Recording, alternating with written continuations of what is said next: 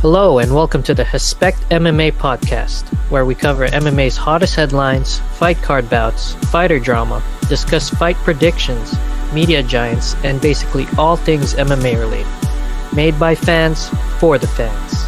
This is your host, Hespectful Keith, and I'd love for you to come and join me here, often visited by special guest and best friend of mine, codenamed Throb Lowe, as we share our memories, takes, and opinions on the frequently changing landscape that is MMA. Now, without further ado, let's MMA and chill.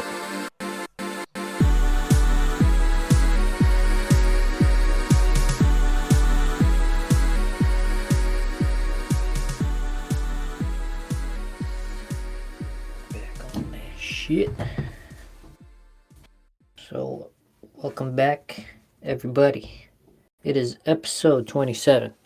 We are waiting on Throbby and our new guest Bryan to come through. Bryan is a co-worker of mine. He's also a UFC fan. He has been watching since GSP's heydays. Shout out to George St. Pierre. So yeah, we got him on Discord. Haven't built the community yet, so for any of you listening, just stay patient, man. We're all about just enjoying it, not pushing too hard for anything. Just enjoying the ride, man.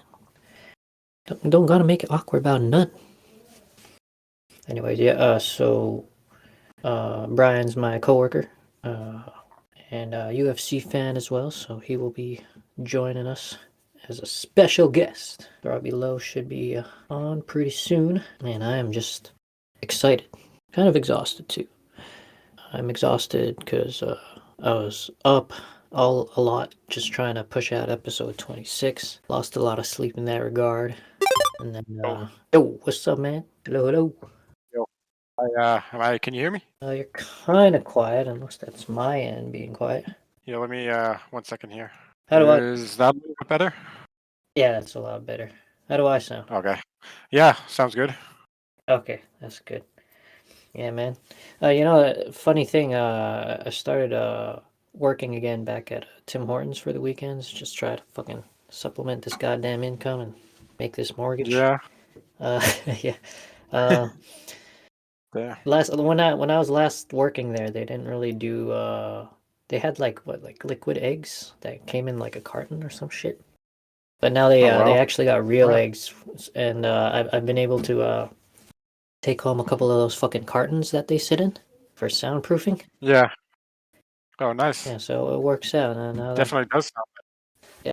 Yeah. Oh, I haven't put anything up yet. I'm just saying, like, for the future room that I'm gonna be working on. It works out. Oh, you're not in. Oh no, you're not in that. Yeah. I'm actually oh, it's hilarious. I'm actually in the closet of the spare room in the house. So it's Oh yeah. It's a nice little place here. I was wondering why the echo wasn't there. Yeah. I'm also using the snowball mic now. After trying the gaming headset, I don't know, maybe I let it sit around too long or whatever after you gave it to me. But the audio kept kind of slowly fading out and fading in throughout the pod. Oh damn. Yeah, so that was really weird. I'm hoping though this time all the fucking audio tracks sync up, because that was a bit of a nightmare to edit. I don't know if it's because I'm in the closet here and the signal's bad and it's throwing shit off, but yeah. I was just saying before you came in. Who knows? Yeah, I was saying before you came into the to any of the listeners, like fucking, I've lost a lot of sleep this weekend just because of the weekend job, and then trying to push out episode 26, and then fucking, yeah, I just haven't been sleeping, man. I'm tired. Yeah. I'm fucking tired. It's all good though. How you doing anyway? Same old. Just getting through it. Fuck yeah, man. Well, fucking last night definitely helped spice things up in these lives of ours, Yeah, exactly. Fucking crazy how everything turned out. Yeah, man. So how you feeling, man? How you feeling about the whole goddamn night last night?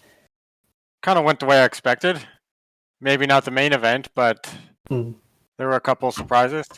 Any highlights? The main event, and who was it? Molly McCann, the hype train she had going with Oh, right. Yeah. being from the same place as Patty. Yeah. Yeah, dude, she got Yeah, she got steamrolled. she got steamrolled. Hell yeah, I'm not kidding. Yeah, fuck yeah, we'll talk about that. All right, well, let's just fucking dive in, man. Yeah, I was just saying to the listeners here, it's fucking November 13th, the day after UFC 281.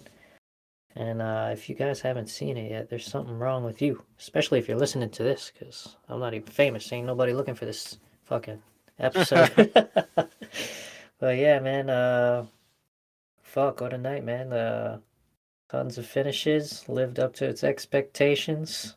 Yeah, I mean, came out swinging with the first fight, right? Yeah, first had fight. some mean leg kicks, and then yeah. Fucking what was that Carlos Ulberg putting away Nikolai Moranu. I think that's what they were saying on the broadcast. Yeah. Yeah, so at least we got it right over Dan Hooker, right? So Goddamn Dan Hooker. Yeah, but yeah, that was a great opener, bro.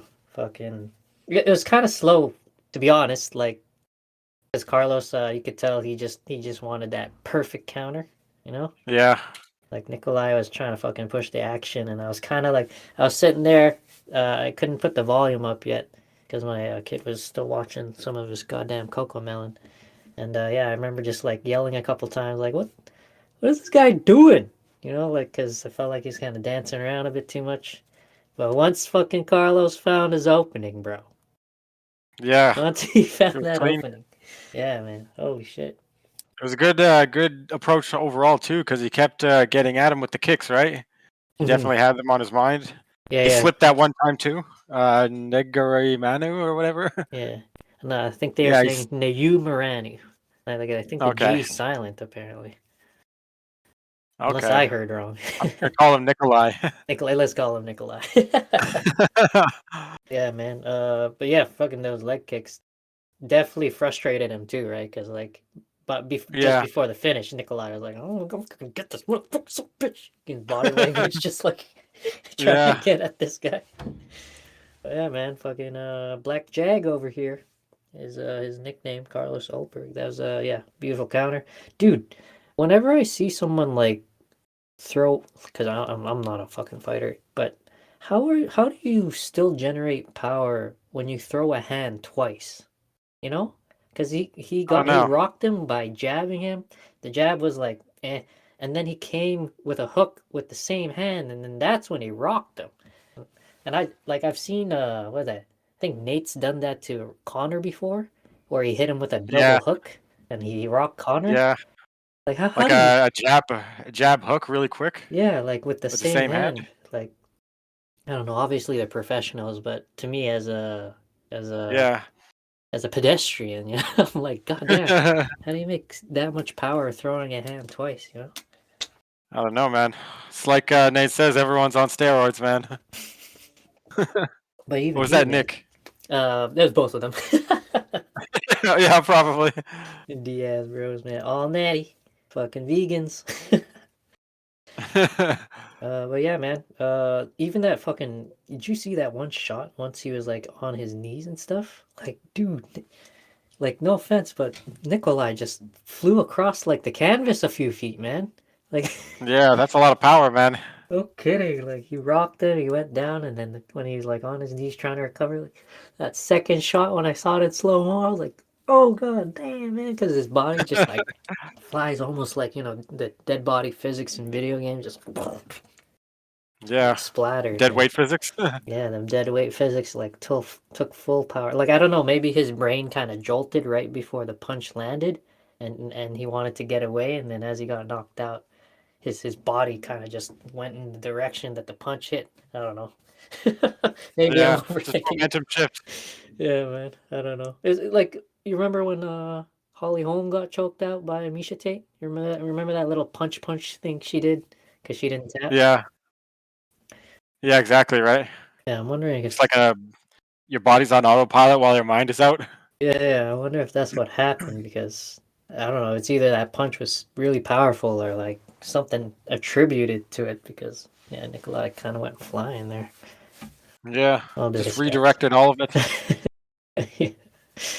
Yeah, man. But yeah, that was a good fucking fight, man. I wanted to shoot up and kind of show some love to word up to Montel Jackson with his win over Julio Arce there.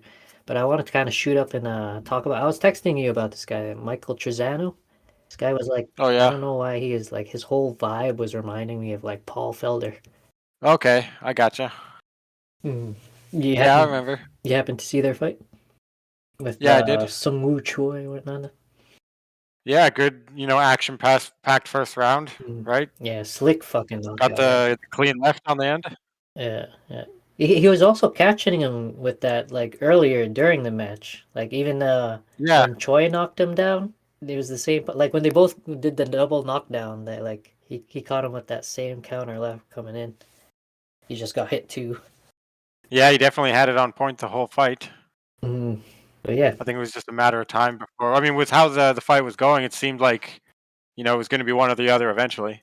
for He just sure. had that one. He just had that one pinpointed already. But yeah, I don't know the from the walkout and then the celebration after. I just got mad like Paul Felder vibes. And get on Michael Trezano there. That was a good that was a slick knockout. I like his nickname too. Yeah, The Lone Wolf. I like that shit. yeah, that's a good one. And I remember Claire, like she was like peeping while I was watching, and she's like, "Oh, that guy's Korean." She likes Koreans and stuff. It's like, oh yeah, you know, Chan Sung Jung and stuff. Been out here, not just this guy. She's like, and when I was like, "Oh," he's like, "Did he win?" No, no, he did not. No, it was quite the opposite, actually. Exactly. This is fighting. Just because you see something that you really like, it's not gonna end happy all the time, right? Your Korean man went down. No offense to Yeah, Korea. exactly. I love Korea. Yeah, Yeah. it went down hard. Yeah, that was a fucking good fight too. Yeah, man. Did you peep Carolina's fight? Like I know she's kind of a staple at strawweight right now, but I was off for that one. I had to some shit to do. Yeah, I mean it was a little more competitive than I guess the unanimous decision would call it, but it was clearly a win.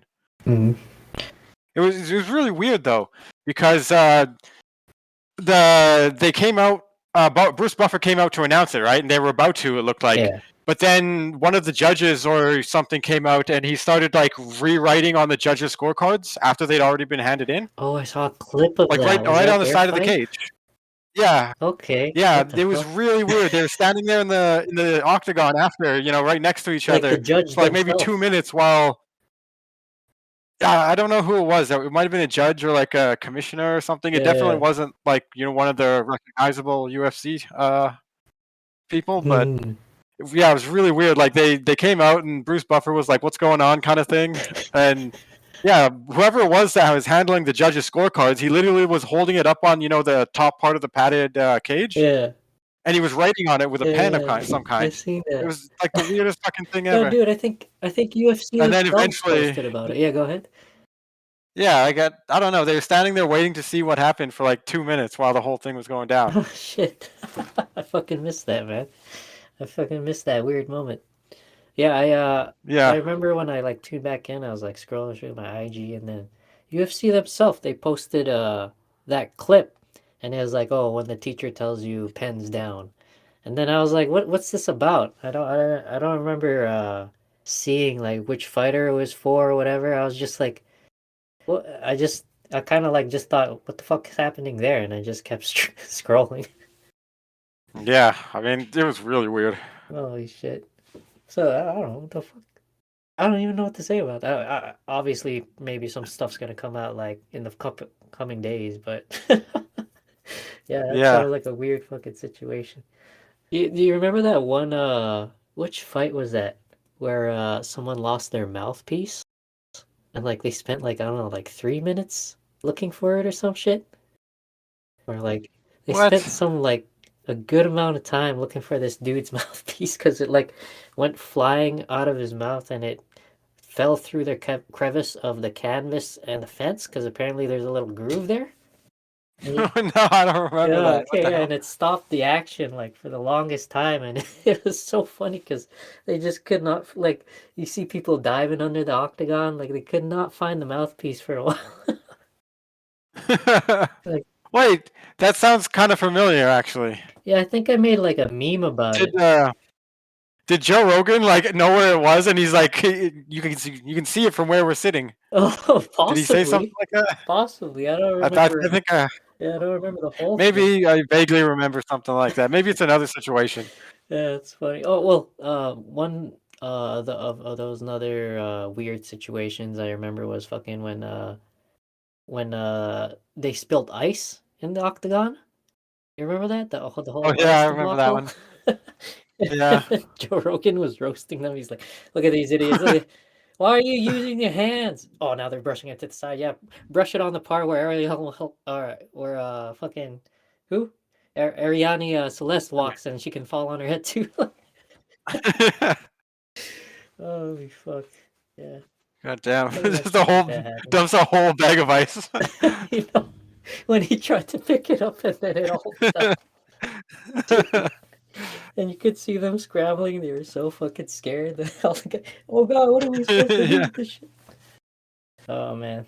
Shit like that, oh, I wish I saw that live. That must have been I fucking bet weird. I bet they now have like a shovel right next to the gate, but it's like underneath this the octagon, right? But it's like ready and available, right? Just in Yeah. case someone spills the ice again. Holy shit.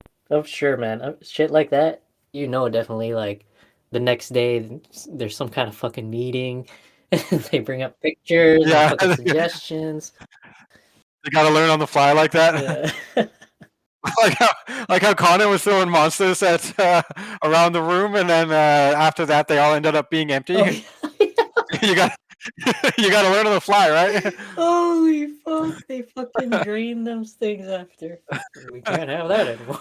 Just Yeah. fucking have them empty. They're not drinking them anyways. Oh, fucking hilarious. Fucking random shit that makes uh professional organizations change. Yeah. Oh, that's good. Yeah, man. All right, let's move on there, man.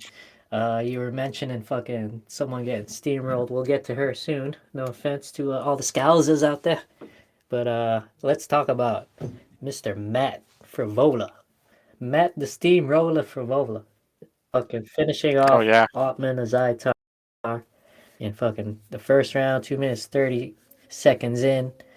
Yeah, man, Ottman was undefeated previous to this. Matt Frivola, not exactly the most winningest fighter, but definitely a very exciting one.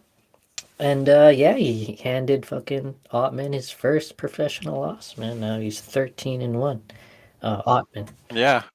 Yeah, man. How'd you like the fight, yo? I don't know. I think maybe for whatever reason, the layoff or something, Ottman didn't really look like he came in at 100%. You know, it wasn't even 2 minutes into the fight when he was missing by a mile with big swings. Mm-hmm. Mm-hmm. And Matt was answering But pretty nicely too, as well. yeah, like I don't know, maybe the weight cut was bad or something or other. But I mean, I remember this guy being like a really big prospect before the whole duffel bag thing. The whole fucking potato thing, which he now says he was Yeah. never a part of. He's like, I don't even know it was in that bag. I didn't know they were gonna bring that bag to my room. Like, come on, what the fuck? Yo, man, what if it has something to do with in the bag, man? Maybe that bag had like fucking some kind of focus, fucking magic, some Yeah, kind something. of, some kind of acai, some of that acai, that Brazilian acai, secret juice. Who knows, man? But yeah, that it was unfortunate. Even I think the commentators were talking about it too, right? They're like, he looks off for Yeah. some reason. And it was like, yeah, I guess not good for him, man. He got fucking steamrolled. What's with that Sarah Longo camp, Yeah. man? Because that's where Frivola's from. Those fucking Ray Longo boys, man. Like you got fucking Matt, Sarah, and Yep. GSP when they fought the first time. Huge upset, right? Fucking Weidman and Yeah. Silva, 1 and 2. Huge upsets, right? Like nobody thought Weidman was gonna be the one to fucking take Silva out. No, And you got Al fucking eye he Clint was up. untouchable. You know, his performance against Khabib, like, what the fuck, man? Why this guy, how'd this guy go the distance? And everybody else can't. Yeah, exactly, right? Like, that's a weird one. Where's the MMA math on that Yeah, one? I know, bro. Like, I'm telling you, Aljo and Yan, right? 1 and 2. Like, what the fuck? What the fuck with Sarah Longo? Yeah. What's going on here? You got fucking Matt Frivola taking out this 13-0 fucking prospect everybody been talking about because of his potato debacle and his unbeaten record. Yeah, Yeah, man, you gotta give it up to that that's cat, what man. happened. They know how to fucking put a game plan together or some shit. Yeah. Something's going right over there. Fucking word up to fucking Mr. Matt Serra and Ray Longo. All love from Hespect MMA. Keep doing your thing, man, because Yeah. you know that those fucking unexpected things are what makes this shit exciting. So Yeah, exactly. word up to the steamroller. Yeah, man. Let's go into the preliminary card now. Fucking you got any honorable mentions, highlights off that one? Not really. You know, Molly McCann obviously got derailed and her arm got like the worst mangling I've seen Oh, in no years. kidding, man. Fucking, she's definitely Like, tough. Too tough for her own good, maybe. yeah, that was vicious. And then just above that, you have, or afterwards, you have Dominic Reyes getting another loss. Fucking Ryan Spann now. Okay. Yeah, what do you think about what Ryan Spann was saying that post that fight interview, man? Like how he actually hardly trained before his fight. Like he probably start training 3 or 4 weeks out. You know, and you look at his resume. He's ready to burst onto the scene if he wants to. You know, he's Yeah. number 12 now. Just got the win over Reyes. I think probably his first marquee name because when he's fought marquee names, he's lost. You know, Smith and Walker. But then you got that win Yeah. over QT Laba, Misha Serkinov, Sam Alvey.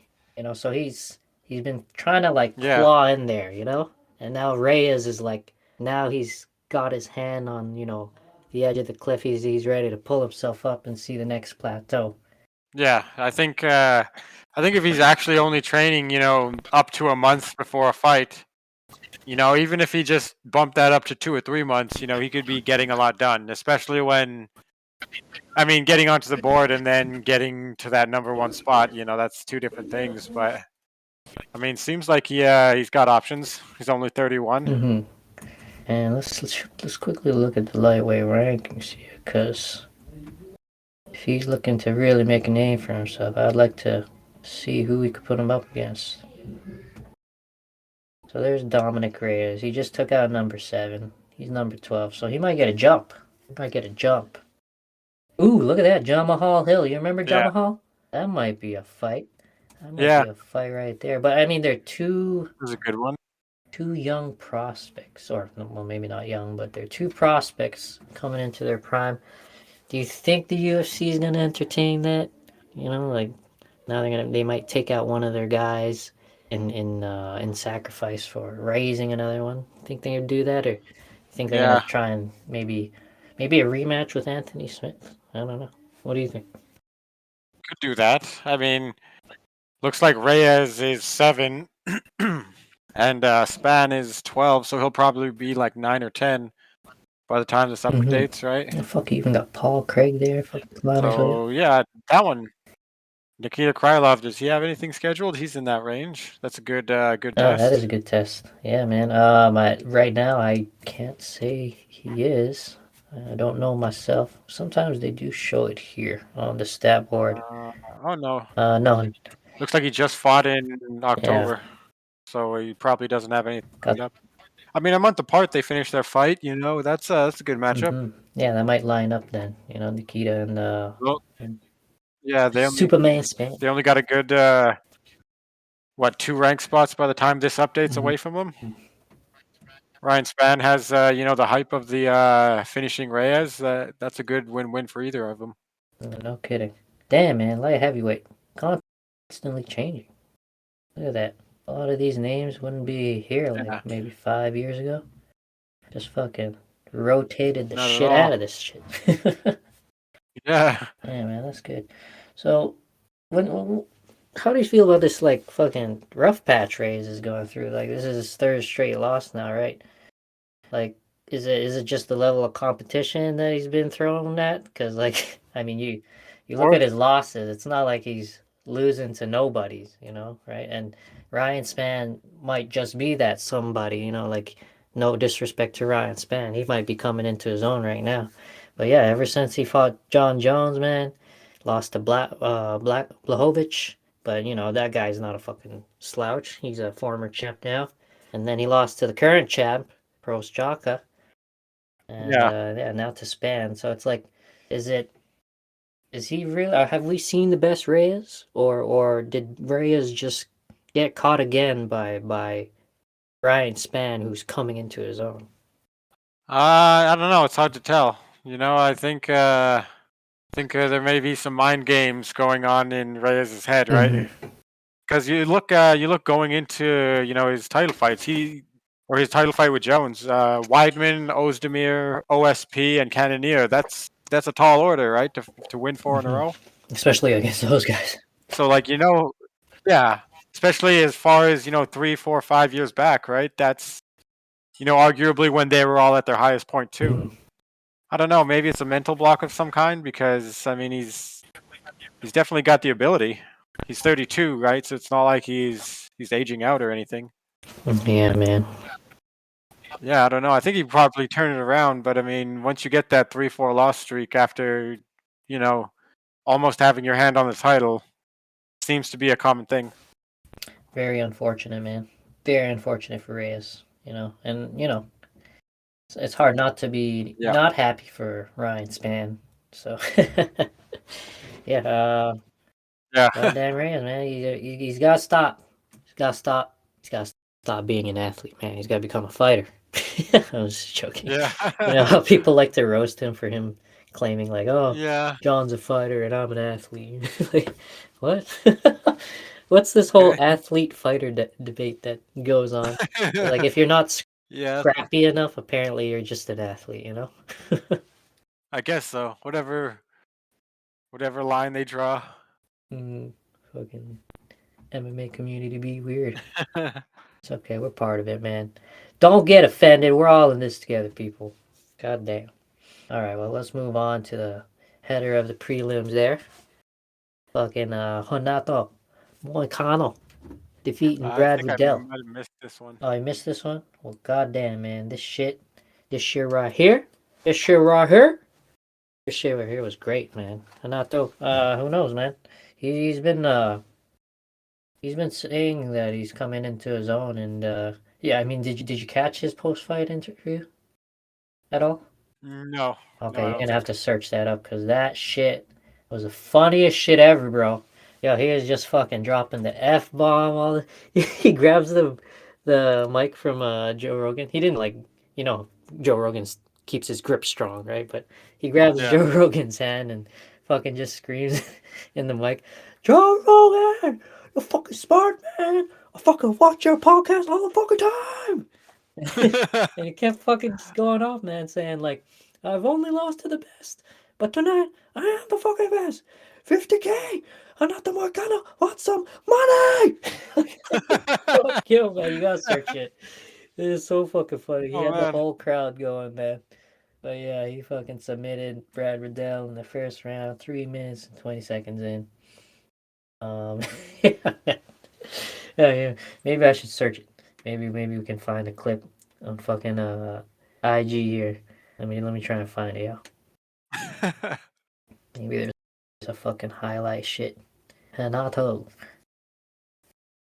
I don't know if Brian's still gonna come, but he said he will be available around this time. So yeah, let's just take a minute here to find out if we can find this fucking hilarious ass interview.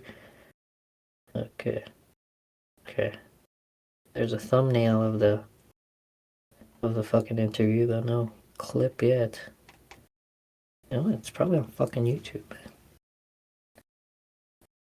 Not what kind of post fight? It's a top suggested one. Alright, you gotta listen to this shit. Oh, hold on. Is there a better one? Fucking Joe Rogan! You the fucking smart best on the earth, bro. 20 a day, don't get the auditions. And I'm fucking here to take over all these motherfuckers. I'm here to take over. I lost only to the best. But today, I'm the fucking best. I have to be on the fucking ranking, man. This is disrespect. Motherfuckers disrespect me. I want the fucking bonus. My colonel wants money. Yeah, man, he was just going off, man. Just That's going off. hilarious. Yeah, it's fucking hard not to love, yo. So, fucking Hanato Moicano, big ups to this guy. Yeah, if you check his resume, he's not fucking lying, man. Look at his losses. Fourth fight into the UFC, title contender Bryan Ortega. You know, beats Cater, beats Swanson, and then gets TKO'd by Jose Aldo, Chan Sung Jung, and then he bounces back with a win, gets KO'd by Rafael Fiziev, and then his last loss was to Dos Anjos. You know, all fucking title contenders. You know, obviously not Fiziev, but Fiziev's no slouch. He beat Dos Anjos himself. He could be getting up there to the title contention soon too. Yeah, man. Fucking, oh god, fucking lightweight, yo. And Hanato's not even fucking, he's not even ranked, right? Hold on, look at this. This motherfucker's not even ranked, bro. Yeah, man. They need like 25. They need 25 ranked lightweights. Yeah, just for that one division. Yeah, man. Well, I don't know. Has he ever been on your radar before? I can't say that he was on mine after this one. Carnero? Hanato. Yeah, I mean, I recognize the name, right? I remember some of his fights. He's been in the UFC for a while now, right? So it's not like I don't recognize him, but no, I've never had him on my radar as like a serious contender at the title level. Mm-hmm. Well, he's definitely gonna get some fucking hype behind him, especially with that post-fight interview. Oh shit, it was fucking hilarious, yeah. Fucking Joe Rogan! Another wants money! Holy fuck, man. Yeah, all the best to him, man. Do you have anyone in the top 15 that you might like to see him against? Yeah, I mean, there's a lot of good names right around the bottom there, right? I think, let's see here. I mean, I think last time we were on, we talked about Connor and Tony. They're right near the 13-14 mark. Yeah, man. Dan Hooker he just won, right? Oh, yes. The next there you fight, go. there's a good one. He's probably, because like Dan fought someone who wasn't ranked, right? So he's probably not going anywhere. That Claudio fella. Yeah, and then this might just make the rank list for Moicano. Mm-hmm. Yeah, I mean, that's maybe very that lines interesting. up. I like that one. Yeah, because Dan Hooker was on the same card. That might line up real nice.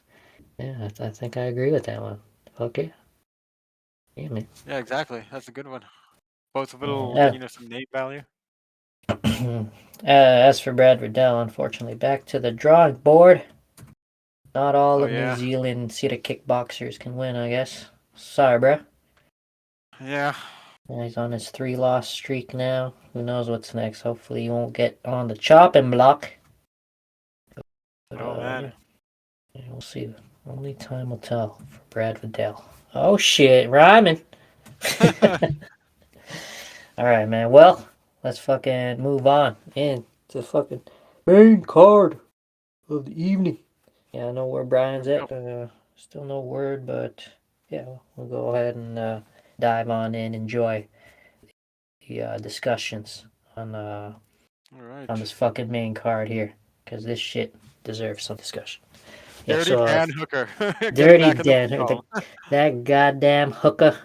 Yeah. That goddamn hooker. And then for all you listeners, like, I've never had Funyuns in my life before last night. And I only know Funyuns exist because of Jesse Pinkman and Breaking Bad. Funyuns and Boom Boom. And I have to say, man, I almost had the trifecta that Jesse had in Breaking Bad, fucking Funyuns, hookers, and blue meth. Fucking watching Dan Hooker eating some Funyuns, man. all I was missing was some fucking blue meth, man. Yeah. Goddamn. Gotta Yeah, get that 96, 97% pure shit. yeah, man. I'm telling you, man. I was fucking eating those onion rings. I was like, nah, man. This doesn't taste that good, man. It's probably way better on blue meth, yeah. Yeah, Just be I believe enjoying better itself, on man. blue meth. Fuck it. But anyway, fucking yeah. Dan the Hangman bouncing back, bro. You happy for Dan Hooker?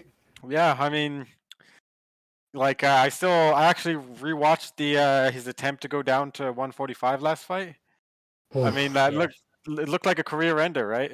With how that fight went. But I mean, back at 155, he looks good, Mm-hmm. Fucking just. reestablishing why why he was at title contention level.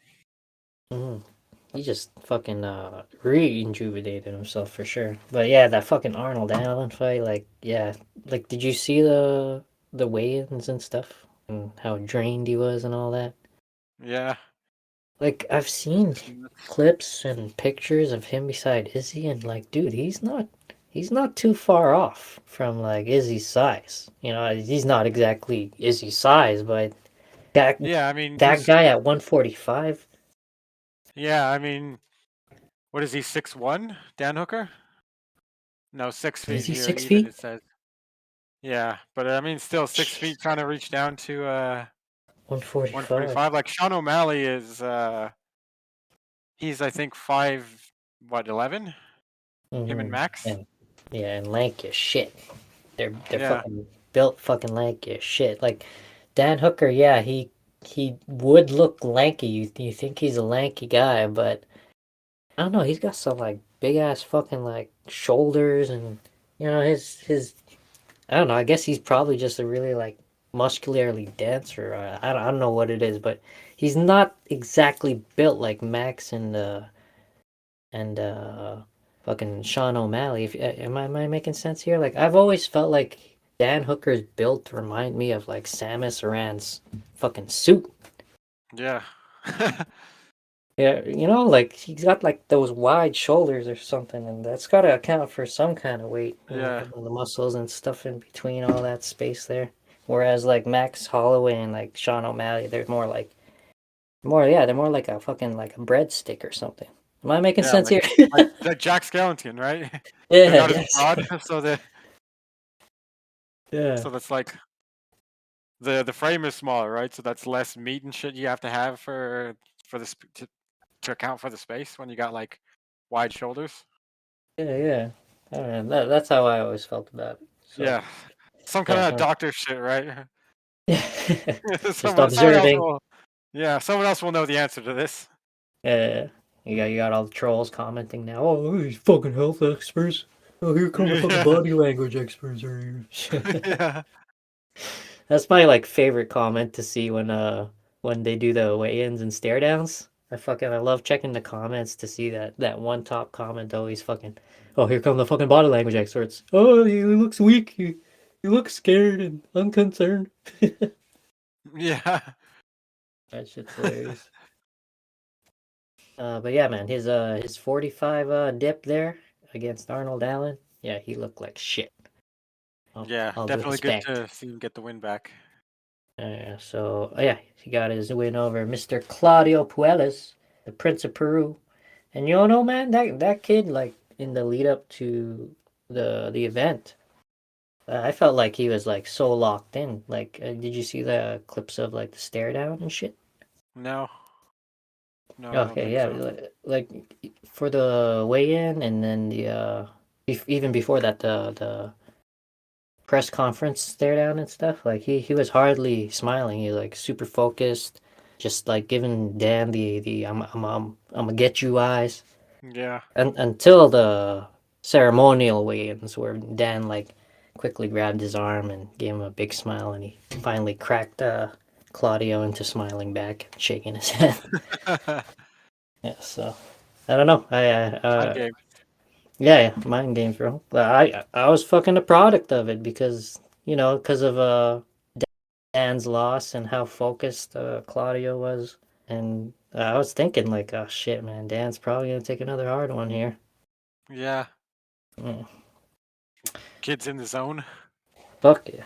So I mean, so if there's any question in anyone's mind about whether the hangman has fallen off, yeah, this bout says he's good. He can still hold back the prospects, I guess, for now. Yeah, So we'll see if he he can can climb still back up. he can still manage his spot on the ranked board, right? Yeah. Hey, what do you think about the fight though? Like, cause this Claudio kid, I don't know. Did you see the fight? Yeah, yeah. I mean, it was kind of like the what you expect out of a Dan Hooker fight, Mm-hmm. right? He kept going for those rolling submissions, right? Yeah, it's And like like almost too much. yeah, like before he got ate the body kick, he tried some weird like I don't know, some like kick jump thing where it was almost like a cartwheel kick or something, but I don't know. He was just doing a lot of weird rolling and things like that.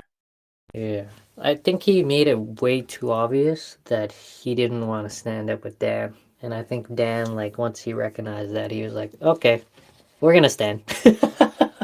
Yeah.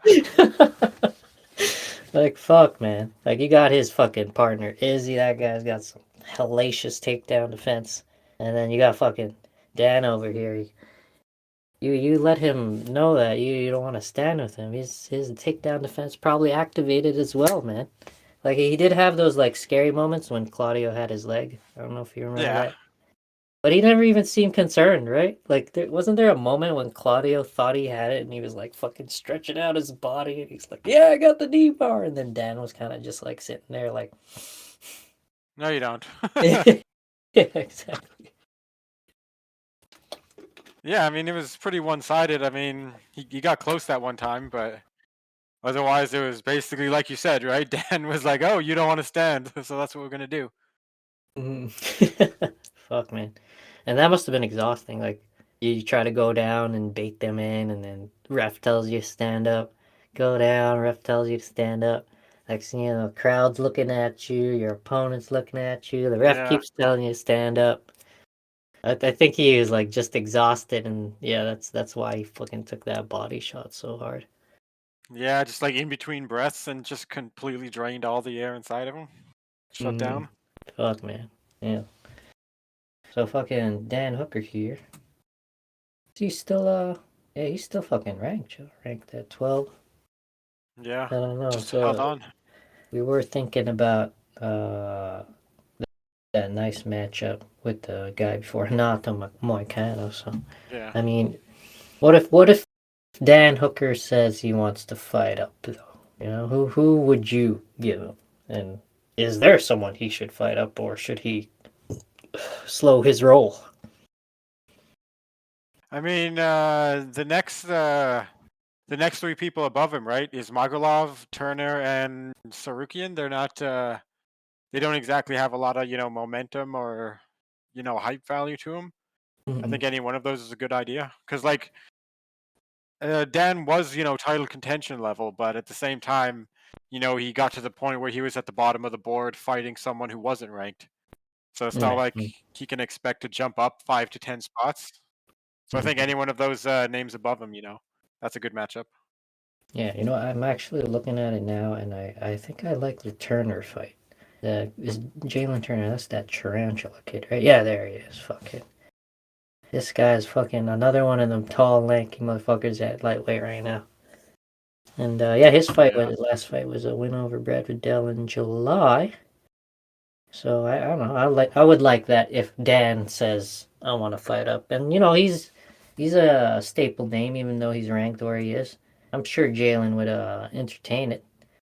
But yeah, like you said, probably like he just fought someone out of the rankings, and I don't know if the company will entertain him going upwards. But Turner's not exactly the most hyped up fighter on the rank board right now. So I don't know. Just Yeah. throwing shit out there, man. Yeah, Dan Hooker needs to. I mean, he has to understand, right, where he is. Mhm. So I mean, take whoever's available to whoever's available to you. Hopefully, their name is ranked. If not, just start stacking up the wins again. Just fucking doing that fucking dare you shit mission, Just fucking Yeah. fucking Liam Neeson that shit. Sorry, I gotta fucking mention those two together, man. I wanna see them beside each other one day. I know they don't really look like each other, but they got that same energy, man. Yeah. Well, fucking good luck to Dan Hangman, the hooker. Dan the Hangman hooker. Sorry, you're not a hooker, Dan. We'll see what's in the future for him, and we shall fucking move on from there.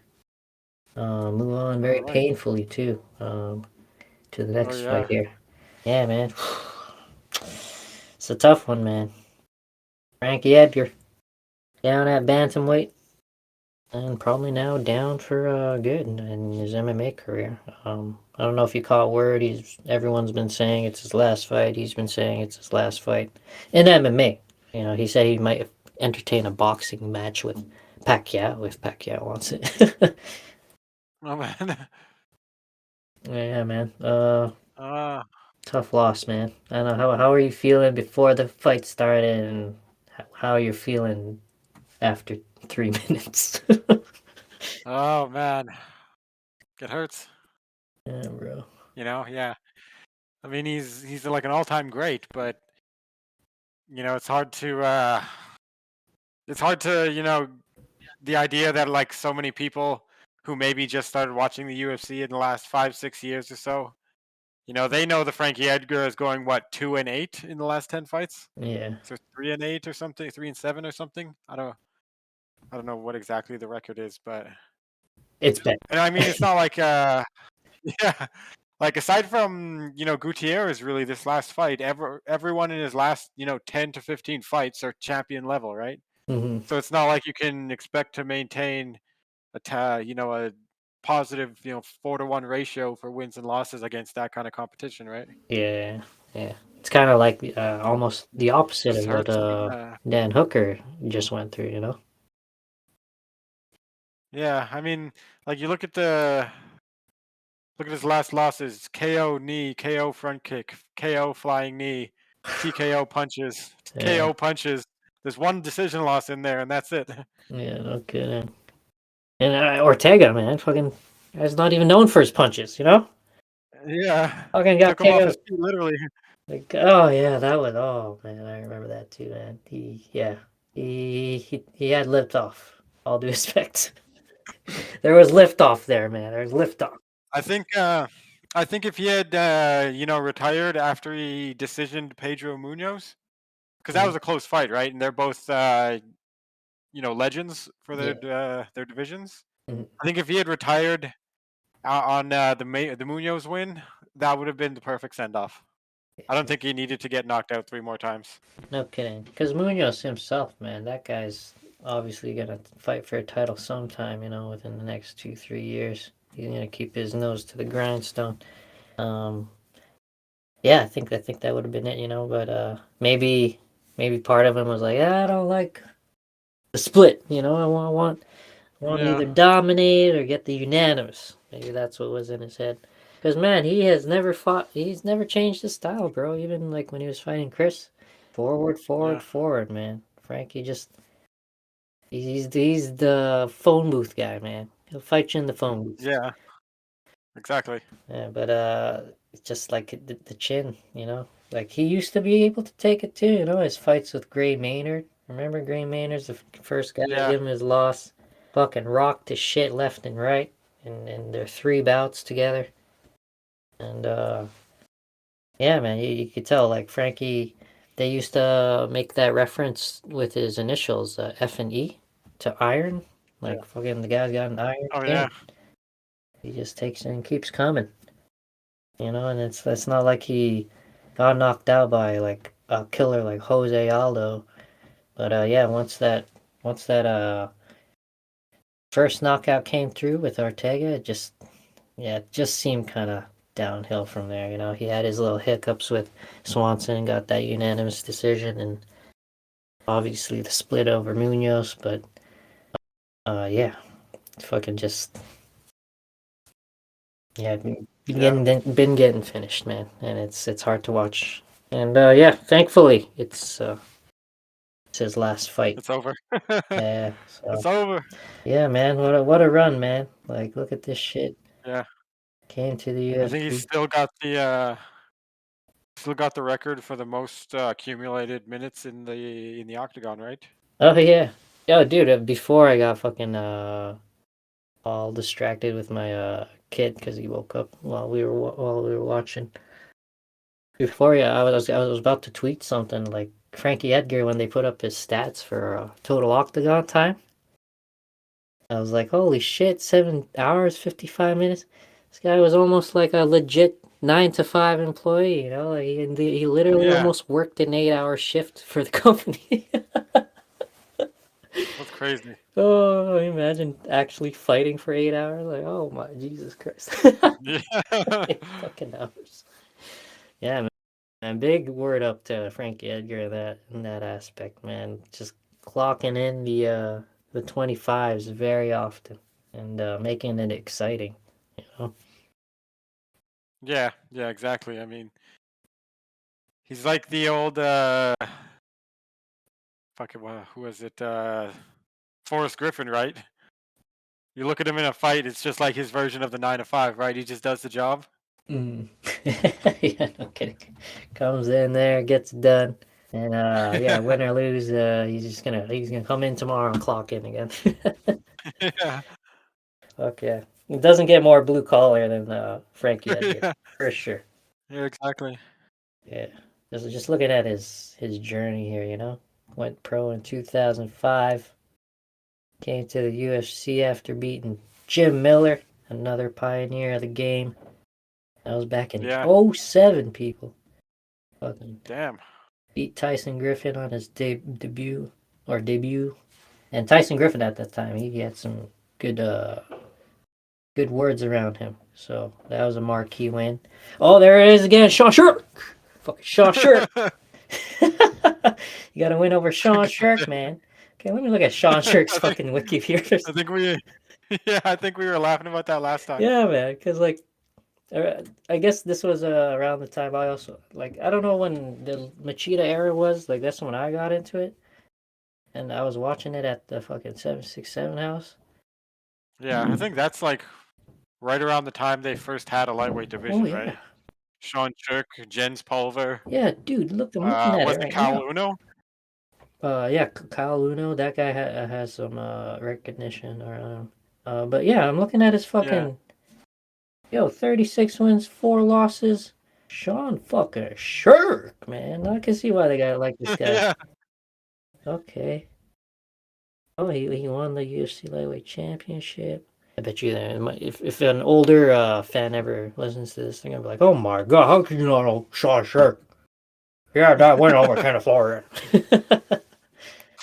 Yeah, he even TKO'd BJ Penn for the championship. God damn. Oh no, he got TKO'd. Sorry, didn't see that red there. And then he lost to Frankie Edgar. I guess he felt like that was like the tail end of his career there. There you go, Sean Shirk. Yeah, he's in Frankie's fucking resume there. BJ Penn twice, and then he had that fucking whole shit with Gray Maynard came out on top. That I remember watching that. Yeah. I don't think I watched their first 2 fights, but I watched the third one, and like just seeing the stories and the promos and the intro and stuff, and seeing him finish Maynard for the trilogy, I was like, God damn! Like I was all on that fucking Frankie Edgar juice, yo. Yeah. And then unfortunately, he lost to Benson Henderson, who kind of like took the throne for a while too during his run. And then Yeah, damn, that's going through the archives here. Yeah, no kidding, man. Fucking look at this, and then his resume after that is just fucking big ass names: Henderson, Aldo, Oliveira, Penn, Swanson, Faber, Mendez, Aldo again, Stevens, Yair Rodriguez, Ortega. Like, oh my god! After he got that lightweight title, it was just fucking. Who wants to fight Frankie Edgar time? I guess. Yeah. Yeah, man. Big ups to Frankie Edgar. What a career. Enjoy your retirement, sir, or your next venture at least. If he's not already in there, he'll end up in the Hall of Fame for sure. Oh, fuck yeah. No question about it.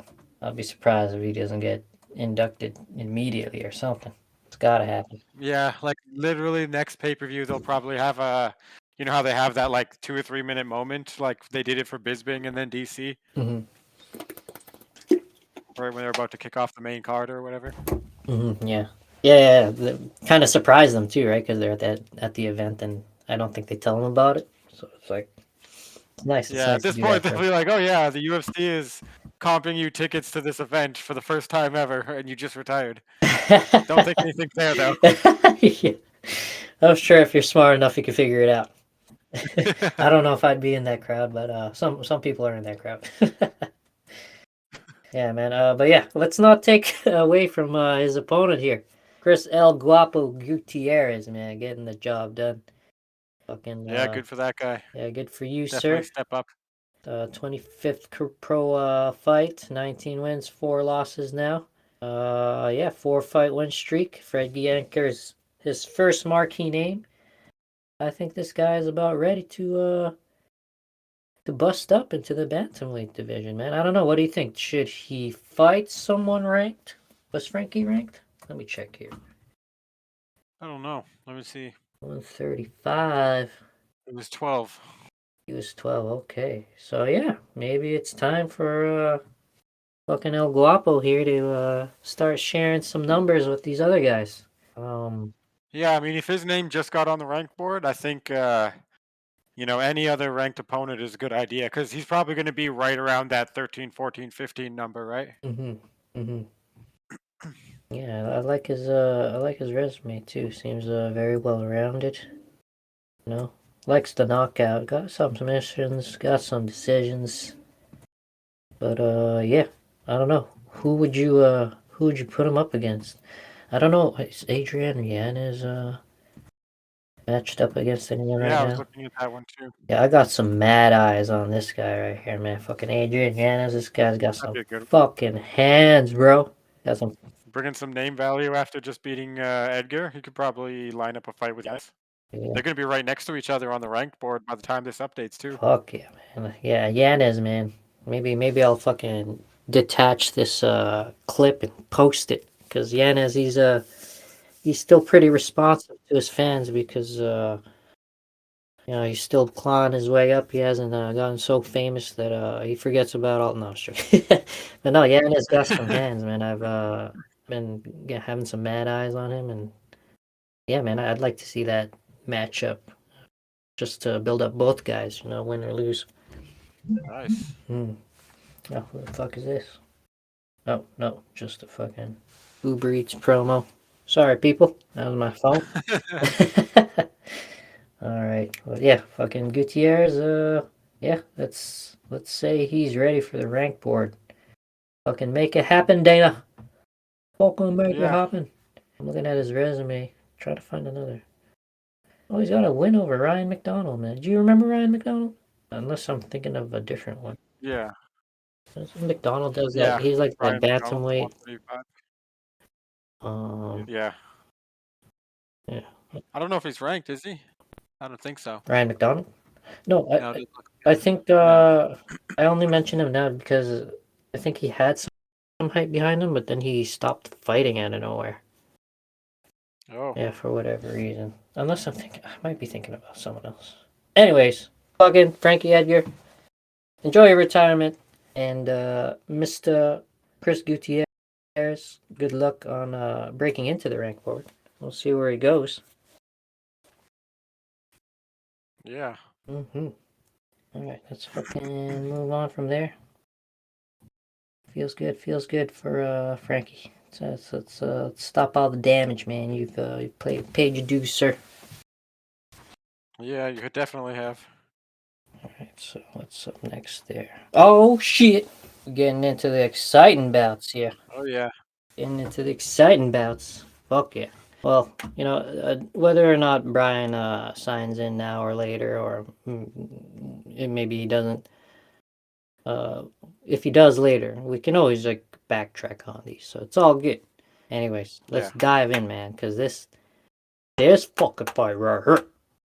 this fucking fight right here, bro. Yeah, this is the big one. Yeah, man. Yeah. What you think, man? You almost went the full 3 rounds. You know, it was Yeah, I mean, hell on wheels the whole it was way. nuts. Yeah, I mean, there was a lot of no, maybe not exact moments, but with how much power Chandler was putting behind everything right at the beginning, right? Mhm. Like the kicks, he was throwing like maybe 2, 3, sometimes 4 of them in a row, right? Nonstop. Yeah, going all Muay Thai with As it. much power as you can put. Yeah, the extension he had on some of his shots. I mean, I think the height and reach played a big factor. Mhm. Because some of those, just another inch he was able to reach, they would have hurt Dustin. Yeah, Dustin, man, he's. I think he's got some underrated defense, man, because he knows how to block shit for sure.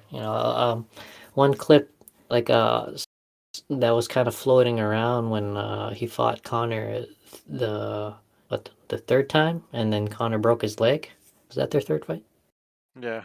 Yeah, when Connor broke his Yeah. leg, like apparently there's this clip floating around where Dustin had blocked a kick from Connor, and the shin hit Dustin's elbow or something, and then that's what maybe caused a micro fracture in the leg, because you kind of see the leg kind of distort a little bit when it hits the elbow. Yeah. Yeah, so yeah, Dustin, like, he's got some fucking underrated defense, I think. And I think maybe Connor's well, definitely Connor's a part of the improvement that Dustin made in that area, because obviously no fighter wants to get finished, and if you can brush up your defense the way Dustin has, then it's going to be very hard to finish you. Yeah, exactly right. Mhm. Yeah, how are you like scoring it as the fight went on, man? I don't know. I think the first round was probably, Chandler, just for the aggression. He was usually the one, pushing the fight. I think that was the one he got the takedown, right? Mm. Yeah, after that, it just kind of, bit by bit, it wasn't all at once or anything like that, but you could tell Chandler was kind of running out of gas, right? As he He would usually have, does. yeah, like he can obviously be competitive for 3 rounds easy, but it was kind of clear to see when Dustin started pulling out. Mm. I mean, until that last takedown when they switched positions like twice, and then he got the sub. Right, yeah. Yeah, good. Oh, Chandler almost ended up on fucking Dustin's back. Yeah, I mean, it was fucking crazy. Like by the time that was going down, I was literally like standing up right here, right by my computer. Right, like I had to get out of my chair because I was like, "Oh man, what the fuck is going on?" Yeah, man. Fucking back and forth as shit, yeah. But yeah, man, I was feeling like, yeah, maybe Chandler had the first two, and then I feel like he might have been probably gonna go away with the decision there, and then fucking that whole scrambled happened. He was Dustin, probably trying to ride it out, right? But Dustin just had more in the tank and ended up, causing those scrambles. yeah, no kidding. And isn't that just the goddamn story of most Dustin Poirier victories, eh? Just fucking getting Yeah. hurt, getting fucking touched up, getting beaten, bruised. And then out of nowhere, Dustin's like, you know what? I got that dog in me. I got that dog in me. And he just fucking pulls a fucking win out of nowhere when no one expects him to. Man, I love Dustin, man. Yeah, man. Yeah. When it's wartime, he wins the war most of the time. Like, you gotta catch him slipping. That's the only way. Yeah, exactly right. And I mean, he's aside from his 2 title shots, he's beaten everyone, Mhm.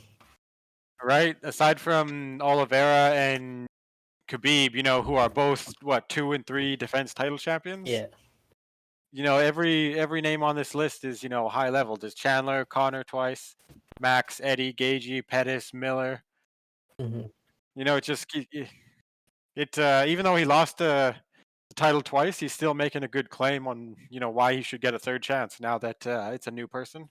Yeah, and I would entertain any time. Fucking I honestly think yeah, he's definitely a people's champion, an on-crown champion. Dustin, Yeah, he got the interim belt, and for sure. he felt like it was a real thing, and you know, it's up to him to feel like that. Yeah, I mean, it's still got a belt at home, right? Yeah, but yeah, like I said, you look at his resume and all these fucking wins, and then the losses are just him getting caught. Him being bested and getting caught. He got caught in that submission with Yeah. Oliveira. He got his back taken. Same with fucking Khabib. And then fucking he's fucking winning everywhere. And then yeah, he got fucking caught by Michael Johnson here, the greatest worst fighter to ever grace the fucking octagon. Yeah. Michael Johnson, that guy's an anomaly, man. I love.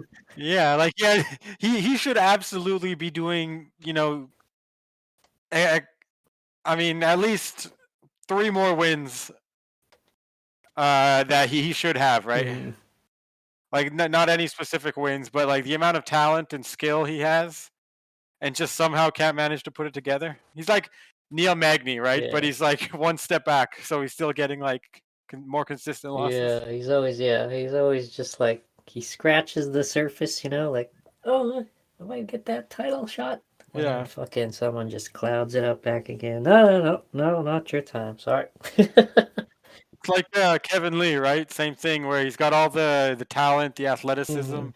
the intelligence and physicality and everything in the world he needs, right? He's got all the pieces. But he just can't seem to figure out how to use it all. Can't make it count when you need to make it count. Yeah. But yeah, that Johnson KO, that Dustin, like that was another one, man. He just got caught. He just got caught. And any other day where he wouldn't get caught, and he can have a legit scrap with Johnson. Fuck, he's gonna win that fight 9 out of 10 times. Yeah. Maybe one of the 10 times he gets caught. And then before that, Connor caught him, and then before that you can kind of forgive it because he got caught by Chan Sung Jung, and then before that you can kind of forgive the fucking decision loss Yeah. there because he was still a diamond in the rough, pun intended. Yeah, he's consistency is one of his strongest Hmm. aspects, right?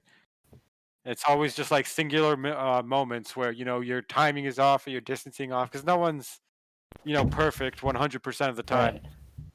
So right, it's just those random chance moments, right? Hmm. Fuck, man. Maybe not random chance, but you know how anything can happen. Yeah. He's definitely like that fighter where it's like, God damn it, is it so good when he wins, and God damn it, does it suck so much when he loses. Yeah. Yeah. Look, and I hope he makes his way back to the title. Still think he got it in him, man. Just based off all his performances. Yeah, like you said, he's fucking. Yeah. He's almost like. Yeah, I mean, he beat Max. He's almost like Max, like a more powerful version. He's got more pop in his punches, but Yeah. the mission is the same. It's a fucking monsoon. It's just gonna keep coming Yeah. and coming and coming, and you're either gonna drown or you're gonna catch him and make the storm stop. Yeah, like they're both well-rounded, good at staying on their feet. Mostly focused around boxing and cardio, right? It's just one Max is more of a volume guy and Poirier is a power guy. Yeah, fucking he'll do the little fucking MP3 or whatnot, fucking little submachine gun, and then out of nowhere, Yeah. yeah, he's like you when you play COD, you be blasting people with your automatic. Then out of nowhere, fucking RPG just comes flying by, like, what the fuck, man? What the fuck? Yeah, man, I kill you all the same. Yeah, man. So in essence, you've been caughting like Dustin Poirier fights. God damn. Yeah, man, fucking. Yeah, that was a good war, man. I'd watch it 10,000 times. They can fight again tomorrow. I will fucking watch that shit. Yeah. Yeah, so There's a considerable amount of time till the next lightweight title because of Volkanovski stepping in. right. So Yeah, I they wonder got what that Poirier is doing scheduled next, too. right? Hmm. Shit, man. Because like Poirier, I think last time we talked about this, we said Oliveira and Dariush, right? And then the winner of that would most likely get the next title shot. Hmm. I mean, I think I don't know what Dustin's gonna want to do. Is he gonna want to just kind of sit around and wait? Well, I think I Maybe got he probably I could. think I got an opponent for him, and I think I got an opponent that he would like. what do you think about fucking Fiziev, man? This guy has been climbing his way up. He's got the skills.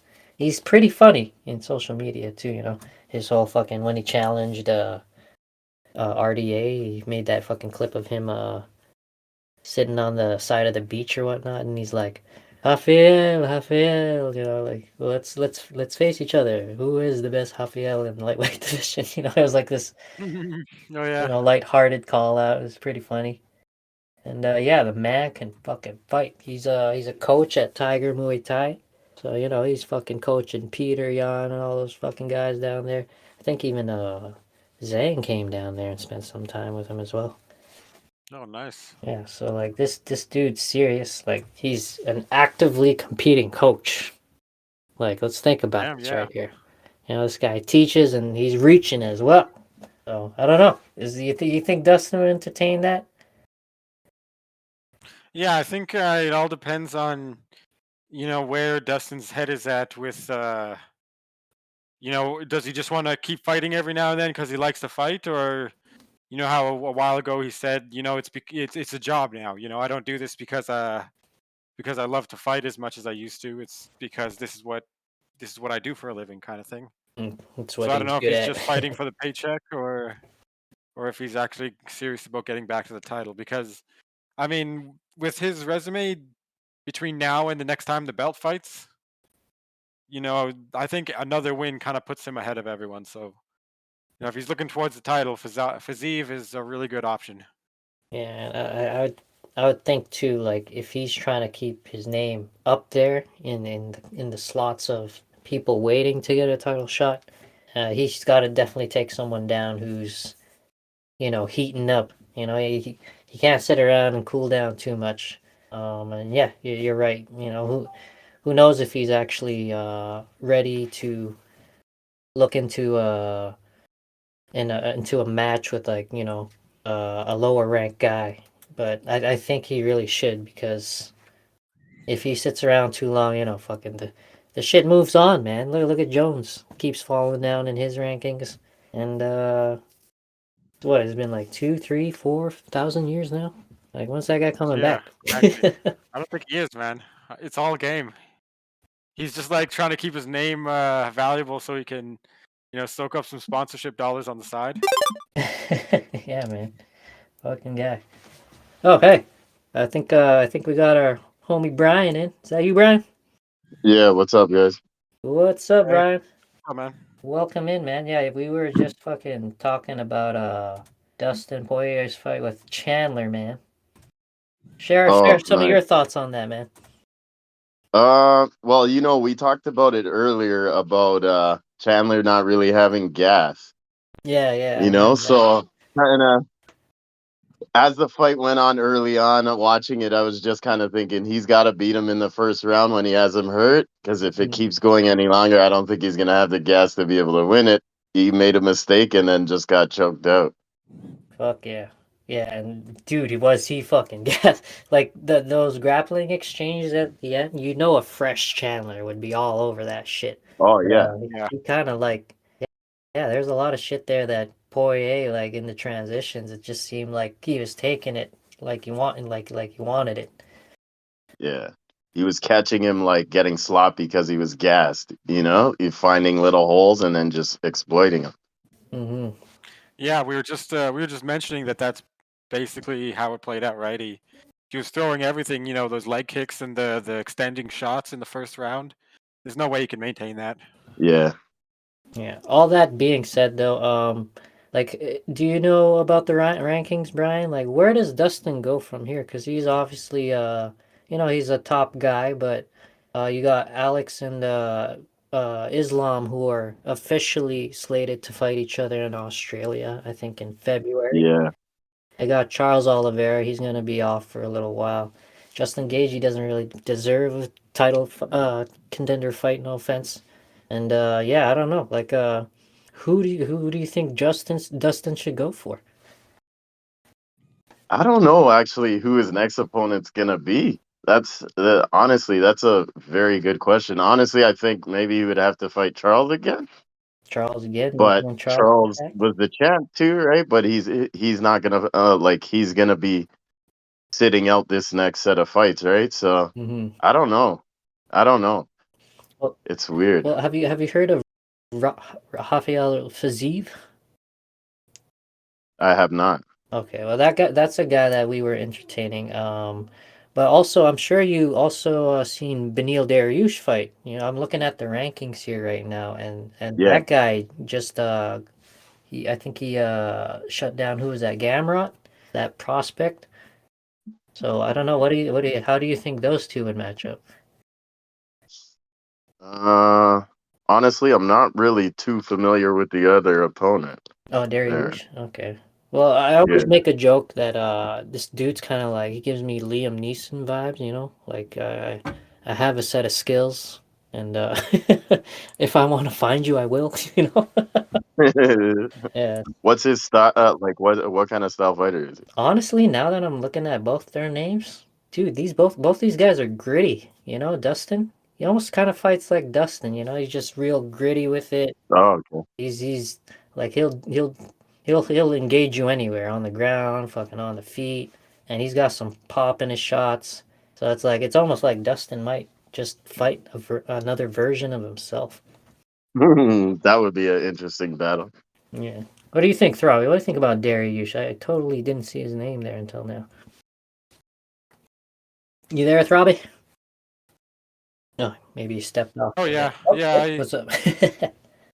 No, I think my mic got muted for a second. Okay. Yeah, but yeah. But anyway, yeah, I think anyone of the three, Oliveira, Poirier, or Dariush, if anyone wants to fight anyone else, and then whoever wins, they're pretty in the front running for the title shot, I think. Is there anyone? Do you think any of them have a? Sorry, go ahead. Go ahead. No, you first. Go ahead. No, I was gonna say, do you think any of them have a chance against Islam? I think probably Dariush has the best chance. Yeah. Just because we've already seen, Islam beat Oliveira, and Islam and Khabib being as similar as they are. Khabib beat Poirier.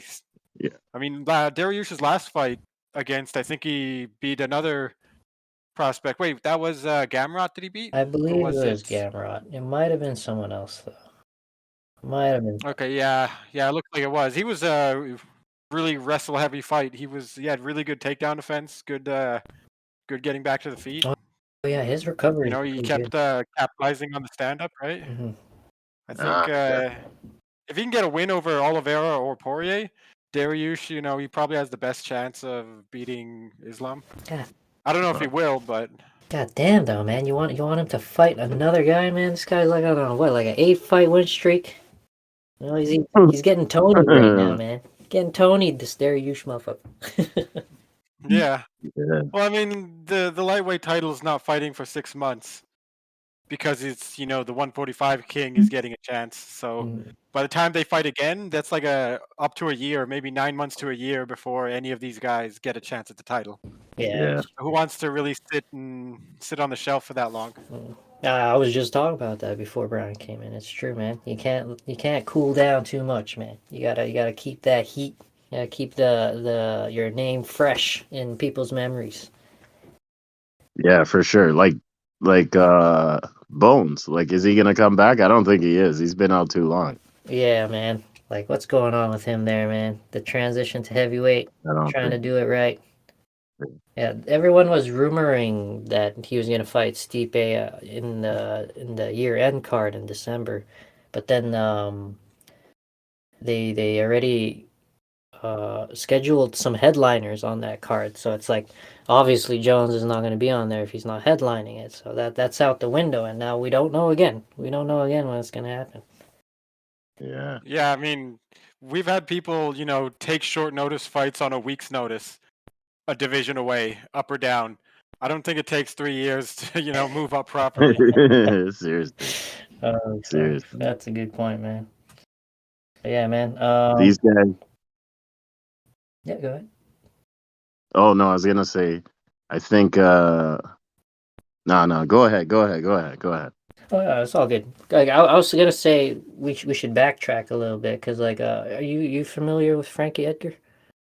Yeah. Yeah, dude. So I don't know if you heard like his last fight just last night. That's gonna be that was his retirement fight. Like he's gonna Yeah, hang they up were that. saying it on the broadcast there. Yeah.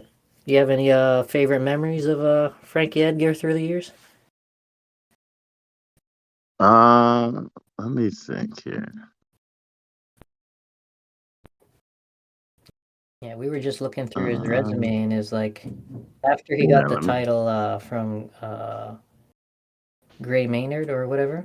Like after that, his fucking resume is just fucking stacked with like Jose Aldo, Benson Henderson, BJ Penn, Yeah. Faber, yeah, Oliveira, Mendez. Like this guy's a fucking pioneer and a half. he's I been. think I can't remember which fight it was with Benson. Probably one of the best overall best fights in lightweight history. I think, Probably the second yeah, I one. think because that one was a split, and then everyone wanted Frankie to win. I remember that, but then Benson got the Yeah. fucking Yeah, decision. Yeah, man. But yeah, Brian, you got yeah. any like favorite fights from Frankie Edgar's career? I like when he fought Mendez. Mendez is pretty good.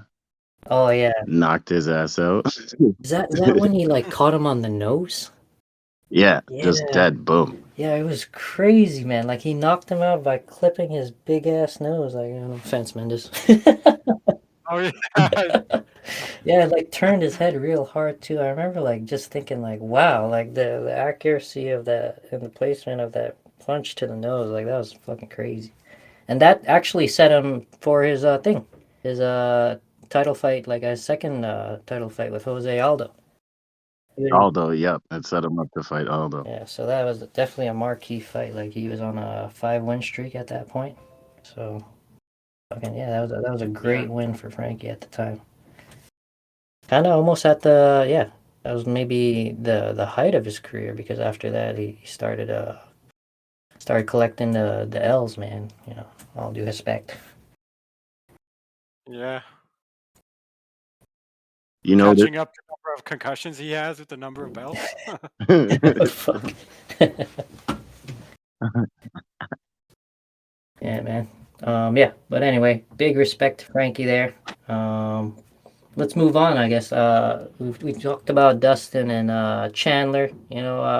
What's next for them? I don't know what's gonna be next for Chandler. I know he's gonna get a good fight no matter what. That guy's fucking exciting as shit. So yeah. Yeah, he's very entertaining. His fights are always entertaining, whether he wins or loses. With how fast him and Connor start, I mean, I know we wanted Connor to fight Tony because they're in the same boat, but I mean, I don't think anyone's making it out of the first round with how him and Connor fight if they were to throw down. Fuck yeah. Yeah. Yeah, man. That shit would be hilarious, man. That fucking Connor, man. That's another one of those guys, man. When are you gonna come back, bro? Yeah. Bring the leprechaun back. You know? He's at least 6 months. I don't think he's in the testing pool anymore. Oh yeah, right. People been like accusing him of being on the gear because he's all like yoked up and shit, yelling at the mirror in his own house. You guys ever seen those clips, man? Fucking just walking up to the mirror, No. flexing, and he's like, ah! It's just like Jesus Christ, man. Cocaine ain't cheap. No, not the kind he's doing, man. He's got that high price stuff. Okay. Fucking.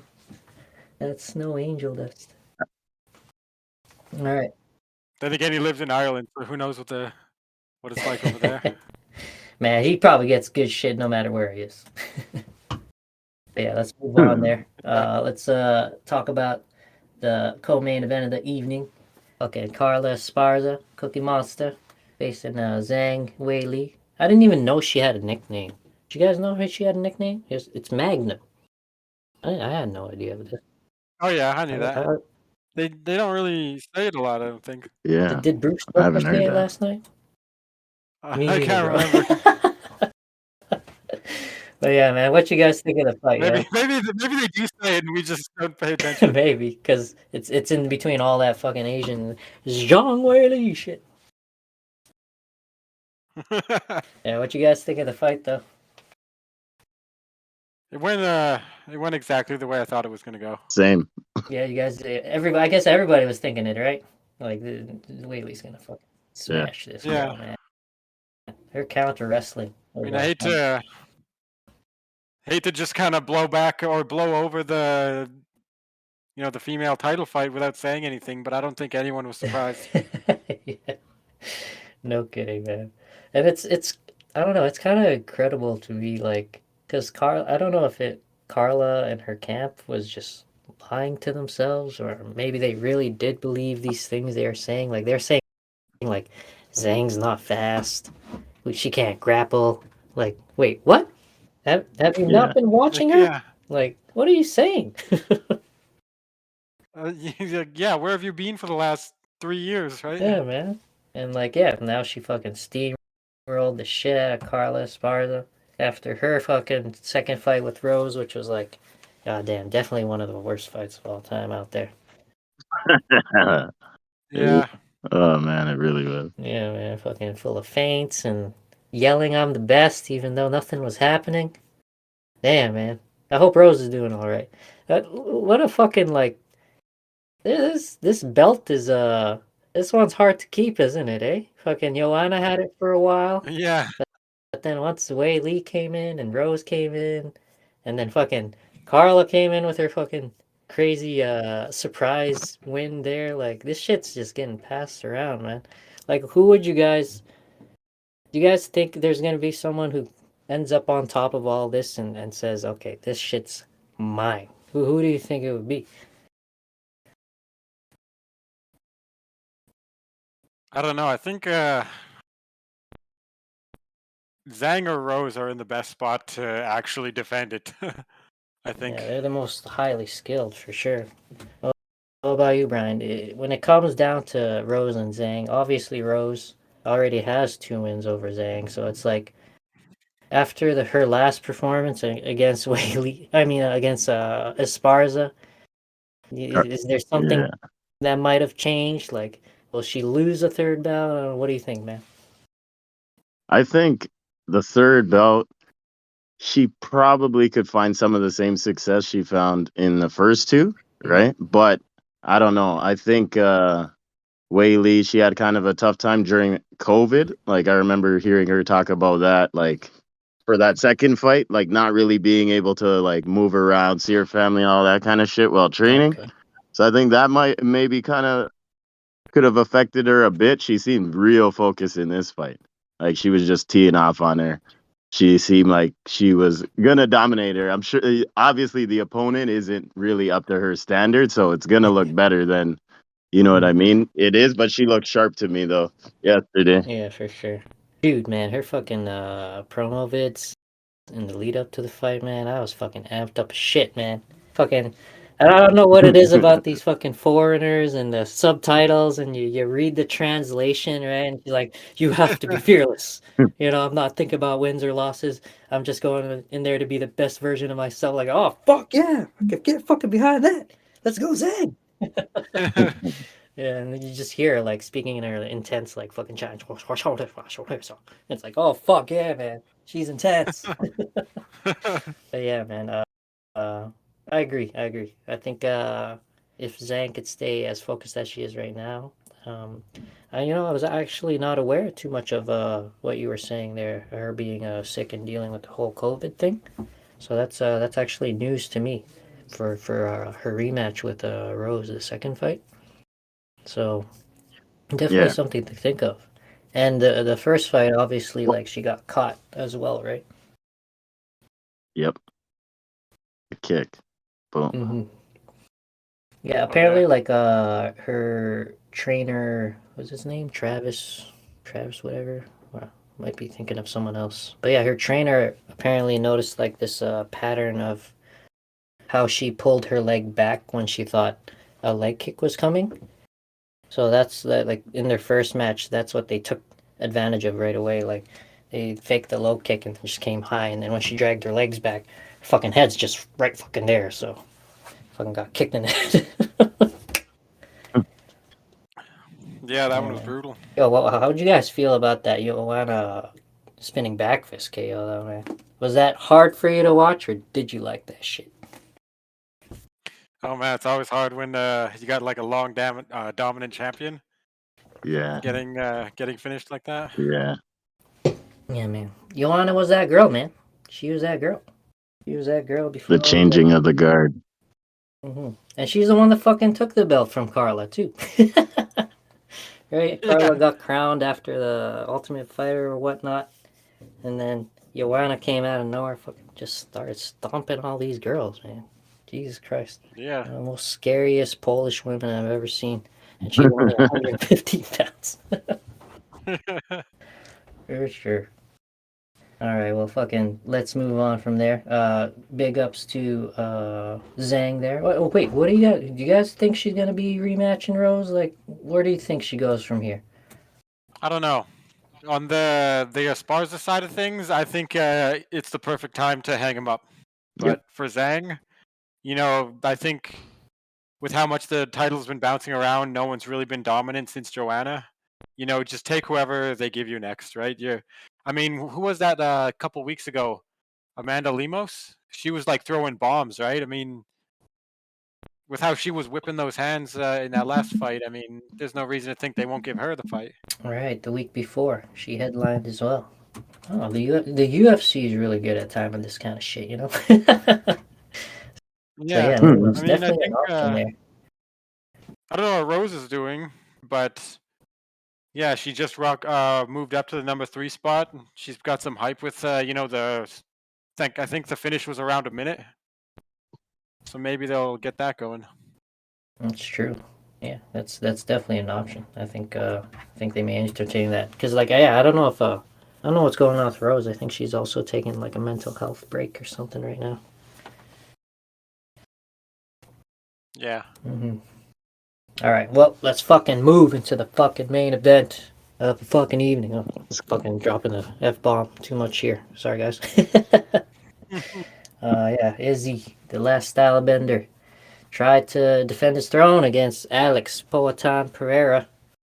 And, man, it was looking good. It was looking good for a while, man. But, goddamn Alex. Finding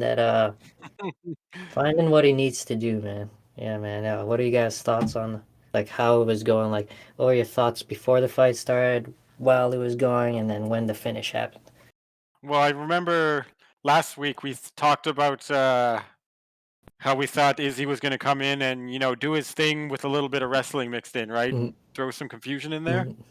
But he seemed just content to, it's almost like he was expecting to outpoint him for 25 minutes. And then, beyond that, the size and power difference was kind of the big decider. Mm-hmm. God damn. Yeah, man. Pereira's he's a pretty big fucking monster. It wasn't until I saw him beside Izzy that I realized, because Izzy's a pretty lanky guy himself. But then you got Pereira, who's lanky and then fucking huge for some reason. Yeah, I think they're the same height, but you can just see the build is different, right? The reach is different. Mm-hmm. Yeah, apparently after weigh-ins, Pereira he came in at 184, and then within 24 hours, apparently he gained 21 pounds or something. So yeah, I was gonna say he looks like he's 200, 205. Yeah, there you go. Yeah. There you go. So you would be right in that aspect. Yeah, because man, he's a fucking big ass middleweight, and not big and short like a fucking Paulo Costa, built like a fucking Battletoad or something. Yeah. But I think between that 24-hour period, they're not allowed to regain so much mass, and I think that 205 is the high end limit for how much he's allowed to rehydrate. Okay. Because I remember seeing an article about who was it who got cut and went to PFL, the female fighter at 135. She was a prospect. Ooh, I don't know. Macy Barber. Oh yeah, she did. Who else was? No, it was definitely Macy Barber. I can't remember if it was her or. Okay, well, yeah, she fights at 135, right? And one time she rehydrated 18%, and that's 160. Shit. So that's why one of the reasons why her fights got pulled, and it looks like Pereira's almost planning his weight cuts to come in at the maximum amount. Okay, is there a max? I didn't fucking know this. Huge. There's a fucking max. I didn't know. Yeah, because I remember they were. I remember they were talking. The three guys who Anik and Felder or whoever it was. Yeah. They were talking about the 12% limit, and then the reason why one of her fights got canceled was she rehydrated 18%, which is like an extra 25 pounds. Oh, holy fuck. So like even though she made weight technically, or no, she didn't make weight, but because of how much she rehydrated after, they had to cut it. Okay, I get it. Well, then, isn't that just because it's attributed to the weight miss? Or is it like No, I if think she made I weight think and the she still rehydrated too much, they would still say no no to that? she missed weight. She Yeah. did miss weight, but the fight was accepted by both camps because you just take the purse, right? Yeah. But then once they rehydrated, however long later, that's when they decided, okay, you're coming in way too big. Okay. Wow, I didn't know that. That's crazy. Yeah, it was really the first time I'd ever heard of it. It wasn't even that long ago. Maybe like 3, 4, 5 months. Yeah. That's that fine print shit, I guess. You gotta make sure you read Yeah. that shit. Holy fuck. If you don't read that shit, you get your car repossessed, right, Bryan? Yeah. Brother-in-law. Like, holy fuck, man. Yeah, I didn't know that, man. That's very interesting to know. But fuck yeah, Pereira, like, yeah, definitely a light heavyweight fighting middleweights. And Izzy, he probably doesn't, he probably walks close to 200, maybe Maybe. less. I Maybe. think, what did he weigh in again against Jan Blachowicz? You guys remember? Wasn't he 200 right on? I think he was even under that. 195 or something? Yeah. Something like that, yeah. Yeah, something like that. Yeah. I think it might have been right around 200. What? Because he walked into the weigh-in with a box of pizza, right? Yeah, I remember that. Yeah. Oh, what a guy, man. Yeah, it's funny. But yeah, I think it was under 200, definitely in the 190 range. But yeah, like, fighting a guy like Pereira, yeah, who knows? Do you guys think he would have benefited from putting on some muscle, maybe? Or is like Pereira just too much of like the Stonehenge, freaking made out of mahogany, as Joe Rogan says? Is it too much for him? Maybe. Maybe would have helped him with the trying to wrestle him to the ground because he was able to fight him off, right? With his size, his strength, and stuff like that. Because Izzy tried to Yeah. take him down a bunch of times. He got him down, but he was able to resist that. But like, man, this guy's got heavy hands because those punches, Yeah, man. like he didn't land as many, but his were every time he connected, you could see they started to sting after a while, right? Mhm. But Yeah. it was crazy to me. I kind of think that Izzy got caught up with like the past and losing to him twice. He was talking so much about, oh, I'm going to knock him out. I'm going to knock him out. I think he kind of got off his plan at the end in the last round, stood there and traded with him. But he had no out. He got walked down into the cage, right? So he couldn't move. If he was doing it in the middle of the ring, he probably could have got away with it, right? Yeah. And won the fight. Yeah. But I don't know. It seems like he kind of got caught up in the game, got hit in the face once and was kind of like, yo, I can take that. But he couldn't take the other few that came in after, right? Yeah, fucking, I remember that finish. It seemed like he was trying to prove something a little bit. Yeah, and then there was the questionable stop. Yeah, and it's not really. That's not really. Yeah, it's not really like he was fighting a bad fight either, right? Like Izzy was catching him he had him clean, rocked at the end right? of the first But round. he was trying to grapple and everything. But yeah, like it was the same Izzy. It's just the power difference was clearly the thing that won him the fight, right? Yep. Fuck yeah. Goddamn stone hands, man. Yeah, listen, his whole run up to the title, all I could talk about whenever I talk to like Throbby here about it or anyone. Whenever I talk about Alex, I'm like, God, there's something about his left hand, man. It's like, Joe Rogan and Faraz Zahabi talked about it. It's literally the touch of death, man. And like, not a lot of guys can take that touch of death, man. I was even surprised Izzy took like up to 3-4 shots once that first solid one came in the 5th round. Like, I was like, oh shit, he's taking it. Yeah, after how much they talked about the power in his left hand in the the Strickland fight, and then he ends up finishing him with that exact one. By the time this fight came around, depending on the angle, my eyes were just like fixed on Pereira's or his left hand, right? Just waiting because like if he's gonna finish it, that's gonna be the one. Yeah. Fucking yeah, that shit is fucking magical. I don't know, but yeah, watching the fight, man. Yeah, that first round when Izzy rocked him at the end. You know, some people are kind of mad that Izzy was hitting him after the bell, but I mean, fucking, you're in a fight for your life, man. You know, shit happens.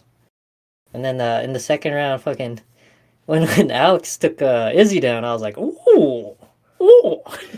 Because it was like, holy fuck, these guys are actually like, they're doing MMA. I was joking around about it. I was like, this is UFC's first kickboxing event. I thought that's all we were going to see. Yeah. And then fucking, yeah, third round, they almost kind of like, they're like, all right, then we're going to fucking fight MMA. So they fucking start grappling with each other, right? Izzy got top control. He's grounding, pounding his ass. Like, yeah, I don't know. It's so unusual and like exciting for me watching this fucking fight, man. Like, yeah, they were both in unfamiliar waters, and it was still so competitive, you know? Yeah. I wonder if because like after the way this played out, the UFC is gonna want the 185 belt to fight again, you know, within 6 months. Mhm. So like probably shorter than that. So I wonder if Izzy would, you know, immediately take the rematch, or if he wants to get a couple months of bulking in so he can actually, you know, match his power and be able to get him down, or keep him down. Yeah. Okay. So I mean, I don't know if Izzy wants to take an immediate rematch. yeah, He deserves it, you know, with his title defense record. I mean, there's no reason why it shouldn't be his. oh, for sure. Yeah. No. If he wants the immediate rematch, he definitely deserves it. He has a say in that for sure. Yeah. Let's play coach for a second. If you're Izzy's coach right now, you're in his corner, you're his buddy. Well, what's the smartest play? Yeah, let's go with Throbby first, and then we'll go to you, Bryan, and then I'll say my piece. I don't know. It's a hard call, right? Because, you know, with how successfully he's been doing his thing, you know, this is the one roadblock he hit, aside from, you know, trying to fight someone as big as Jan. Mm-hmm. I mean, it's easy to say, you know, just bulk up, right? Pack on some muscle mass and implement your wrestling, but you know, it's the same criticism that DC had about John, right? When you go up and you add 30, 40 pounds, you know, you're not able to move the same, right? You don't have the same speed. So, you know, like you change the formula that's been working so long. How do you know it's going to be for the better? And why change it so drastically for just one fighter? Mm-hmm. So it's a difficult spot, right? Yeah. So what would you have him do then? Just take the rematch, try to not stray away from the game plan? I think whoever has the belt when Izzy wants to come back, you know, I'd say, you know, let the belt fight once, right? It doesn't matter who has it; he's going to get his title shot when he comes back. Okay. I think let Pereira, you know, test himself while you know, just take some time off, clear your head, blah blah blah. Maybe come up with a new game plan. Bulking a little bit at least seems like a good idea. Mm-hmm. Okay. Yeah, I like it. Yeah, I think the best bet is let the belt fight one more time while you take some time off. Now, what about you, Bryan? If I was in his corner, I would probably tell him that he was fine, honestly, in that fight. He kind of just got caught being careless a little bit. If he wants to stay at the same weight, I think he can stay at the same weight and still win the fight. He's just, again, got to be more conscious about staying away from that left hand and staying off the cage a bit. You know what I mean? Staying off the cage a bit. And honestly, I don't know if I would spend necessarily as much time trying to take him down unless I put on the weight. If I didn't, I would just try to beat him standing up. I think he could probably just outpoint him and beat him, but it's going to be a little bit harder now that he's not the champ. He won't get the benefit of the doubt, so he's going to have to really work him to make it, like, you know, no doubt. Mm-hmm. Yeah, that's a good point, because like if he had done that while he's sitting on the throne, definitely, right? Because like the consensus is you gotta really take it to the champ to beat him, especially if it's gonna go to decision. Yeah, that's a really good point. Fuck yeah. Yeah, I don't know, man. If I was his coach, pretty much the same thing that you're saying, Bryan. Like, let's try and stay off the cage there, because he was doing good at zig and zagging in the beginning, but once they both started grappling, yeah, that's when, like, because they're both kickboxers, right? When you do something that you're not familiar with, for whatever reason, it's much more exhausting than doing something that you're very familiar with, right? So, yeah, like Izzy, it seemed like he just got caught slipping along the cage there. If he could just implement his game and keep it within the circle, use his angles and stuff. Yeah, I thought he was gonna win this time, and I definitely think he can win again. But yeah, that fucking left hand, man. Left hand, man. That Yeah. fucking left hand, man. Like, Jesus Christ, it just, when it lands, man, it's a life changing thing, That left hand change your life. He literally changed Style Bender's like career path Yeah. with his left hand, man. Yeah, I mean, regardless of what game plan they pick, I think how Izzy's mind is doing right now is a big thing, right? Because he's saying, oh, it doesn't bother me. It's a different past. It's a different sport. But obviously, it gets at him, right? Mhm. So you lose. It's to the left hand again. So what's that got to do in your head? Who knows if he wants to fight again right away? Yeah, that's true too. Yeah, I think it's super interesting that you if you were his coach, you tell him to rest. I think that's really good too. You take a couple knocks to the noggin. You should take some time off, for sure. But if he wants to jump back in there right away, he definitely fucking deserves it. And yeah, everyone would fucking. There's gonna be an even bigger pay-per-view for that shit for sure.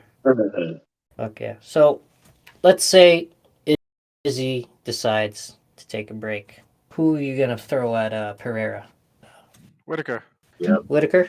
Yep. Okay, Yeah. there you go. I fucking like that, man. Bobby Knuckles is the man. It's an easy answer right there. Yeah, no kidding. But oh man, can Whitaker take the left hand? That's a question I want to know. Yeah, I don't know. Whitaker's a much better wrestler than Izzy, and Izzy, I would imagine, after all the MMA experience he has compared to Alex, I imagine Whitaker could implement a much better wrestling game on Pereira than he was able to do on Izzy, or that Izzy was able to do on Pereira. So I think generally, the exchange when you can, and get some takedowns, maybe some top control. I think that'd work a lot better for Whitaker. That's true. That's true. Yeah, I don't know if you guys saw in the chat there though. Like, I was kind of entertaining Marvin. Vittori because because that motherfucker doesn't get knocked out. So it's like, I want to see if Pereira can knock him out before Marvin starts grappling or some shit, man. Because Yeah, so he's like the modern Chris Lieben, but he just like evened out and polished up everything. Yeah, man. I think stylistically, like, obviously, Whitaker's got all the fucking tools. He's probably like he is an even better version of Vittori. Whitaker is what Vittori wants to be. Yeah. Let's say. Yeah. But yeah, he's gotten rocked, and we know that it can happen. So for me personally, if it's not Whitaker, I would like to see if Vittori can eat that power, because interestingly enough, with Pereira in his first MMA fight, he fought some guy who could take the left hand, man. I don't know if you guys ever seen like that old fight. Search it up if you'd like. But yo, dude, this Pereira was knocking this guy all over the place, and this guy just kept coming for whatever reason. It was crazy to see him absorb so much damage, and then he eventually just wore Pereira down, and I think he ended up submitting him or TKOing him. But yeah, man, that guy did. He probably left with some minor brain damage for sure. Cause fuck, man, Pereira fucking clock him. Yeah, so if it's not Whitaker, definitely either Izzy or Vittori for me. Yeah, I think that'd be good. Yeah. Yeah. All right. Well, let's fucking close the chapter on that one. That was a fucking good ass discussion. Fucking good ass night of fights. Yeah. If you guys like, you want to check out next week, quickly touch on the main and co-main there. You guys know about, obviously Throbby knows about Derek Lewis. You know Derek Lewis, Brian? Who's he fighting next week? Yeah, so Derek Lewis, the Black Beast, he's going to be fighting Spivak. Let's see his name here. Sergey Spivak. I'm not very familiar with him, to be honest with you. But obviously Derek, he's a fan favorite, right? Yeah. Everybody knows Derek Lewis. I'm just going to pull up some stats here. He's going to be trying to bounce back from a 2-loss skid, right? He's never had 3-loss skid in his career, right? 37 fights. But right now his 2 losses are to that Tai Tuivasa, right? That elbow KO. Yep. God. Yeah. He's moving up.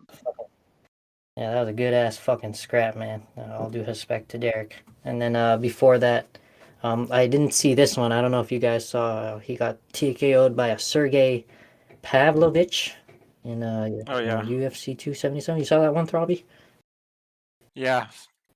Basically, it's, if you've seen, one kind of generic type of heavyweight knockout, 55 seconds in. Yeah. Oh, okay. Seen them all.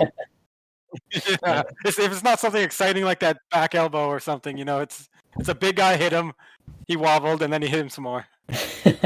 Yeah, no kidding.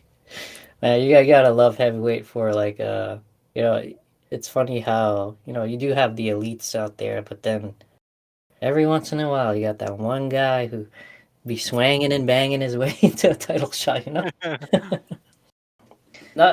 it's unfortunate too for Derek, right? Because he's from Texas, and like those last 2 losses were in Texas. He's 3 for 3 ever since joining the UFC in Texas, unfortunately. So I don't know if you guys are as hopeful as I am that Lewis can regain his success, with that swanging and banging.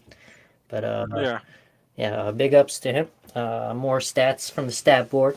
He's obviously got the record for most knockout wins in the UFC, right? 13 so far, which is kind of surprising to hear. There's so many knockouts in the UFC, but I guess as they're never going to one person, right? yes, right. For one fighter having 13, I guess that's fucking incredible, 2-time title challenger. Lost to DC in 2018. Got TKO'd by Cyril Gane last year. But I think it's fortunate because I have another good stat here for his next fight.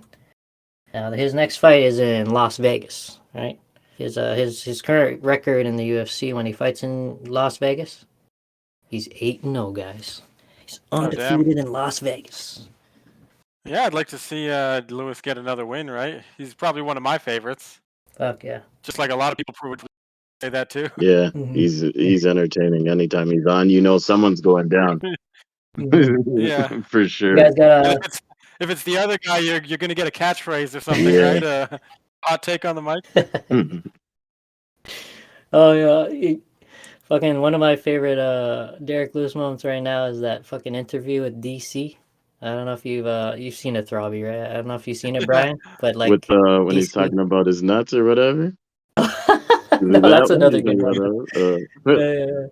So there's this interview that they were doing, and like DC mentions that he had interviewed Ronda Rousey recently, and remember when Derek was like, "Where's Ronda Rousey's fine ass at?" Yeah.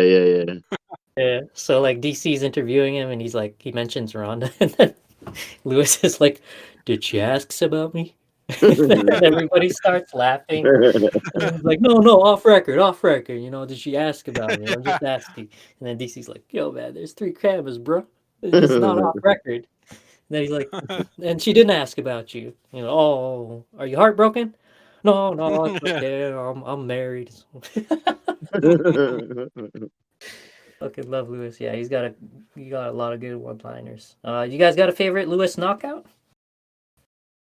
I like the Curtis Blades one. Ooh, it's not just a vicious knockout, but it's like actual game planning because he always likes to duck under like that and leave his chin out there. Yeah. That one was brutal. Yeah, the way he fell too, and then the follow-up punches. Yeah, Derek don't play, man. Yeah. Those follow-up punches, like as Jorge Masvidal will say, They're super necessary, but some other people might not feel the same way. What about you, Brian? You got a favorite Derek Lewis knockout? Dos Santos. Dos Santos? Oh, I think he got knocked out by Dos yeah. Santos, actually.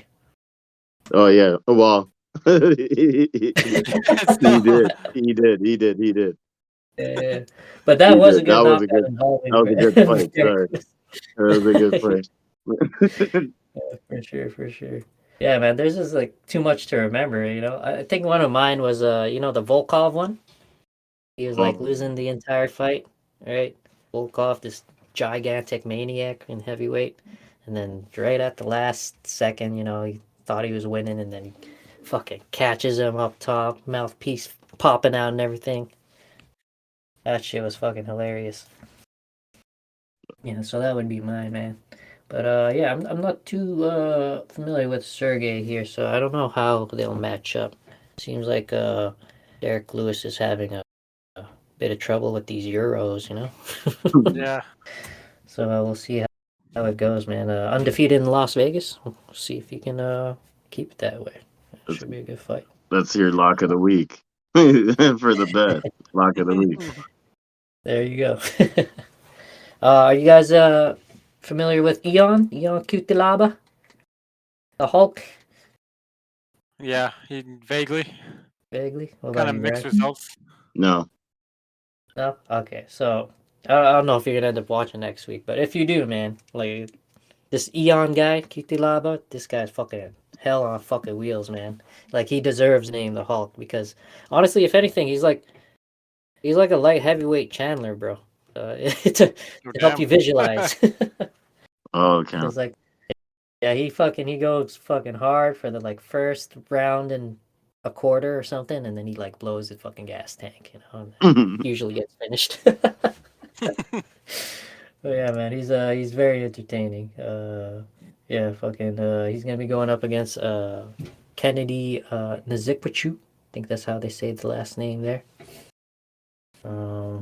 Yeah, definitely gonna be another fight that doesn't go the distance. I crunched some numbers. Both these guys, they have a combined 39 pro fights, right? Only 7 of their fights saw the distance, so that's an 82% chance that Shit. these guys are gonna finish each other for sure. Yeah, so if you like exciting fights, it's definitely a co-main to look at, and obviously the main event will be good. Well, yeah. Big. Those cards at the Apex usually don't have a lot of name value, but it's those guys who take the risks, right? Fuck yeah, man. Like, ever since they opened up that shit, it seems like people have gotten more aggressive for whatever reason inside the cage. Yeah. I mean, like Dana White for the last, handful of years now, the main way he has, to build his roster is with the Tuesday Night Contender Series, right? Mhm. And he gets to hand pick who makes it. And, as ridiculous as it is, there's guys who have been, winning dominant one-sided grappling decisions with a 10-8 included, and they're not getting contracts because Dana White doesn't want that kind of thing. Yeah, that's true. He wants exciting guys, right? Ones will stand. That's kind of, how they, built the whole system now. They have this, exhibition bout where you're basically proving that you can be entertaining on the feet and everything. And at the same time, they only have to pay them 15 grand a fight, right? You 5 grand to lose, 10 grand to win. That's a good company plan. Damn, that's a sweet company plan. What a fucking farce, yo. Yeah, right. Making money. And it's an exhibition. Oh no, it's an amateur fight. No, exhibition. Mhm. Yeah, exhibition. So it doesn't even go on their record. Yeah, that's true too. Oh man, that probably makes them even hungrier for the finish and shit. Yeah, right? Fucking like, oh, it's not gonna be recorded, man. All right, fucking balls out, bro. Holy shit. Holy shit. Brian, did you happen to see the Hanato Moicano fight last night? Like it was in the prelims, so I'm not sure if you saw it, but No, I wasn't home. oh, bro, I got home right when the main part started. Yeah, I gotta play this fucking clip for you. I played it for David earlier because it's so fucking hilarious, man. This guy was going off after he finished his opponent, because like he's been in lightweight for a while, and you know how fucking stacked it is, right? Yeah. Yeah, so fucking this guy got a win over his opponent Brad Riddell, who also had some hype around him just because he's associated with City Kickboxing. You know, Izzy and Alex Volkanovski, and yeah, this And guy, all those guys, yeah. yeah, he so Moicano submits this guy, and like you know, he's been around lightweight for a while, and he's looking to bust into the rankings. So he went off on Joe Rogan here. Let me play for you, man. Let's listen to it. Hold on, that's not it. There's a better one here. Post-fight interview. Here we go. Where we are? I thought we were in New York. New York. Awesome. Oh, they bleeped it. Oh. Hold on, let me find the good one. I want to make the question for you, man. You is my best on the earth. Bro. I watch your podcast every day. What did he say? I can't really make out what he's saying. Sorry, hold on. I'm trying to find. Where's the one that I was just playing? Let me check my history here. Where the fuck did it go? Did it get taken down? Oh, maybe it did in the last hour. I think it got fucking taken. Let's see if we can hear this one then. Can you hear that? No. No. No, it's really, really hard. Fuck's sake. It's like you can hear words, but it's hard to make out what he's saying. Oh, here we go. Here we go. You the fuck is my best on the earth, bro. Training a day, you're gonna get that dishes. And I'm fucking here to take over. All these motherfuckers. I'm here to take over. I lost only to the best. But today, I'm the fucking best. I have to be on the fucking ranking, man. This is disrespect. Motherfuckers disrespect me. I want the fucking bonus. My colonel wants money. What did he say? He said, "Motherfuckers respect me." Yeah, But I didn't hear. he's feeling disrespected because he hasn't been on the rankings yet, right? And Ah. it's like, he's like, I want a fucking bonus. Hanato wants money. He's fucking just going off you. Yeah, man. So I don't know. You'll probably see him in a main card sometime soon, right? I just wanted to show that. I look because, forward to it. yo, man, he had the fucking crowd laughing and cheering and shit, man. He kept dropping the F-bomb, talking about he wants money and a bonus and shit. Oh, man, it was fucking hilarious, yo. Yeah. Fuck. All right, man. Well, let's close this up, man. This has been a good episode, yo. That'll be all for this episode. Thank you, Throbby, as always, for coming on, and thank you, Bryan, our new special guest, for coming on. Thanks for having me on, brother. Yeah, no problem, man. Yeah, Hope to have you on in future pods. But yeah, no official decision yet on whether we'll do a pod on the 20th. I don't know. We'll see. You know, I just got my weekend job, grinding all around and seeing how shit goes. But yeah, to all our fans listening in, our 2 or 3 fans. Just follow the Instagram at Hespectfully. That's the social platform I use the most. And yeah, thanks once again, guys.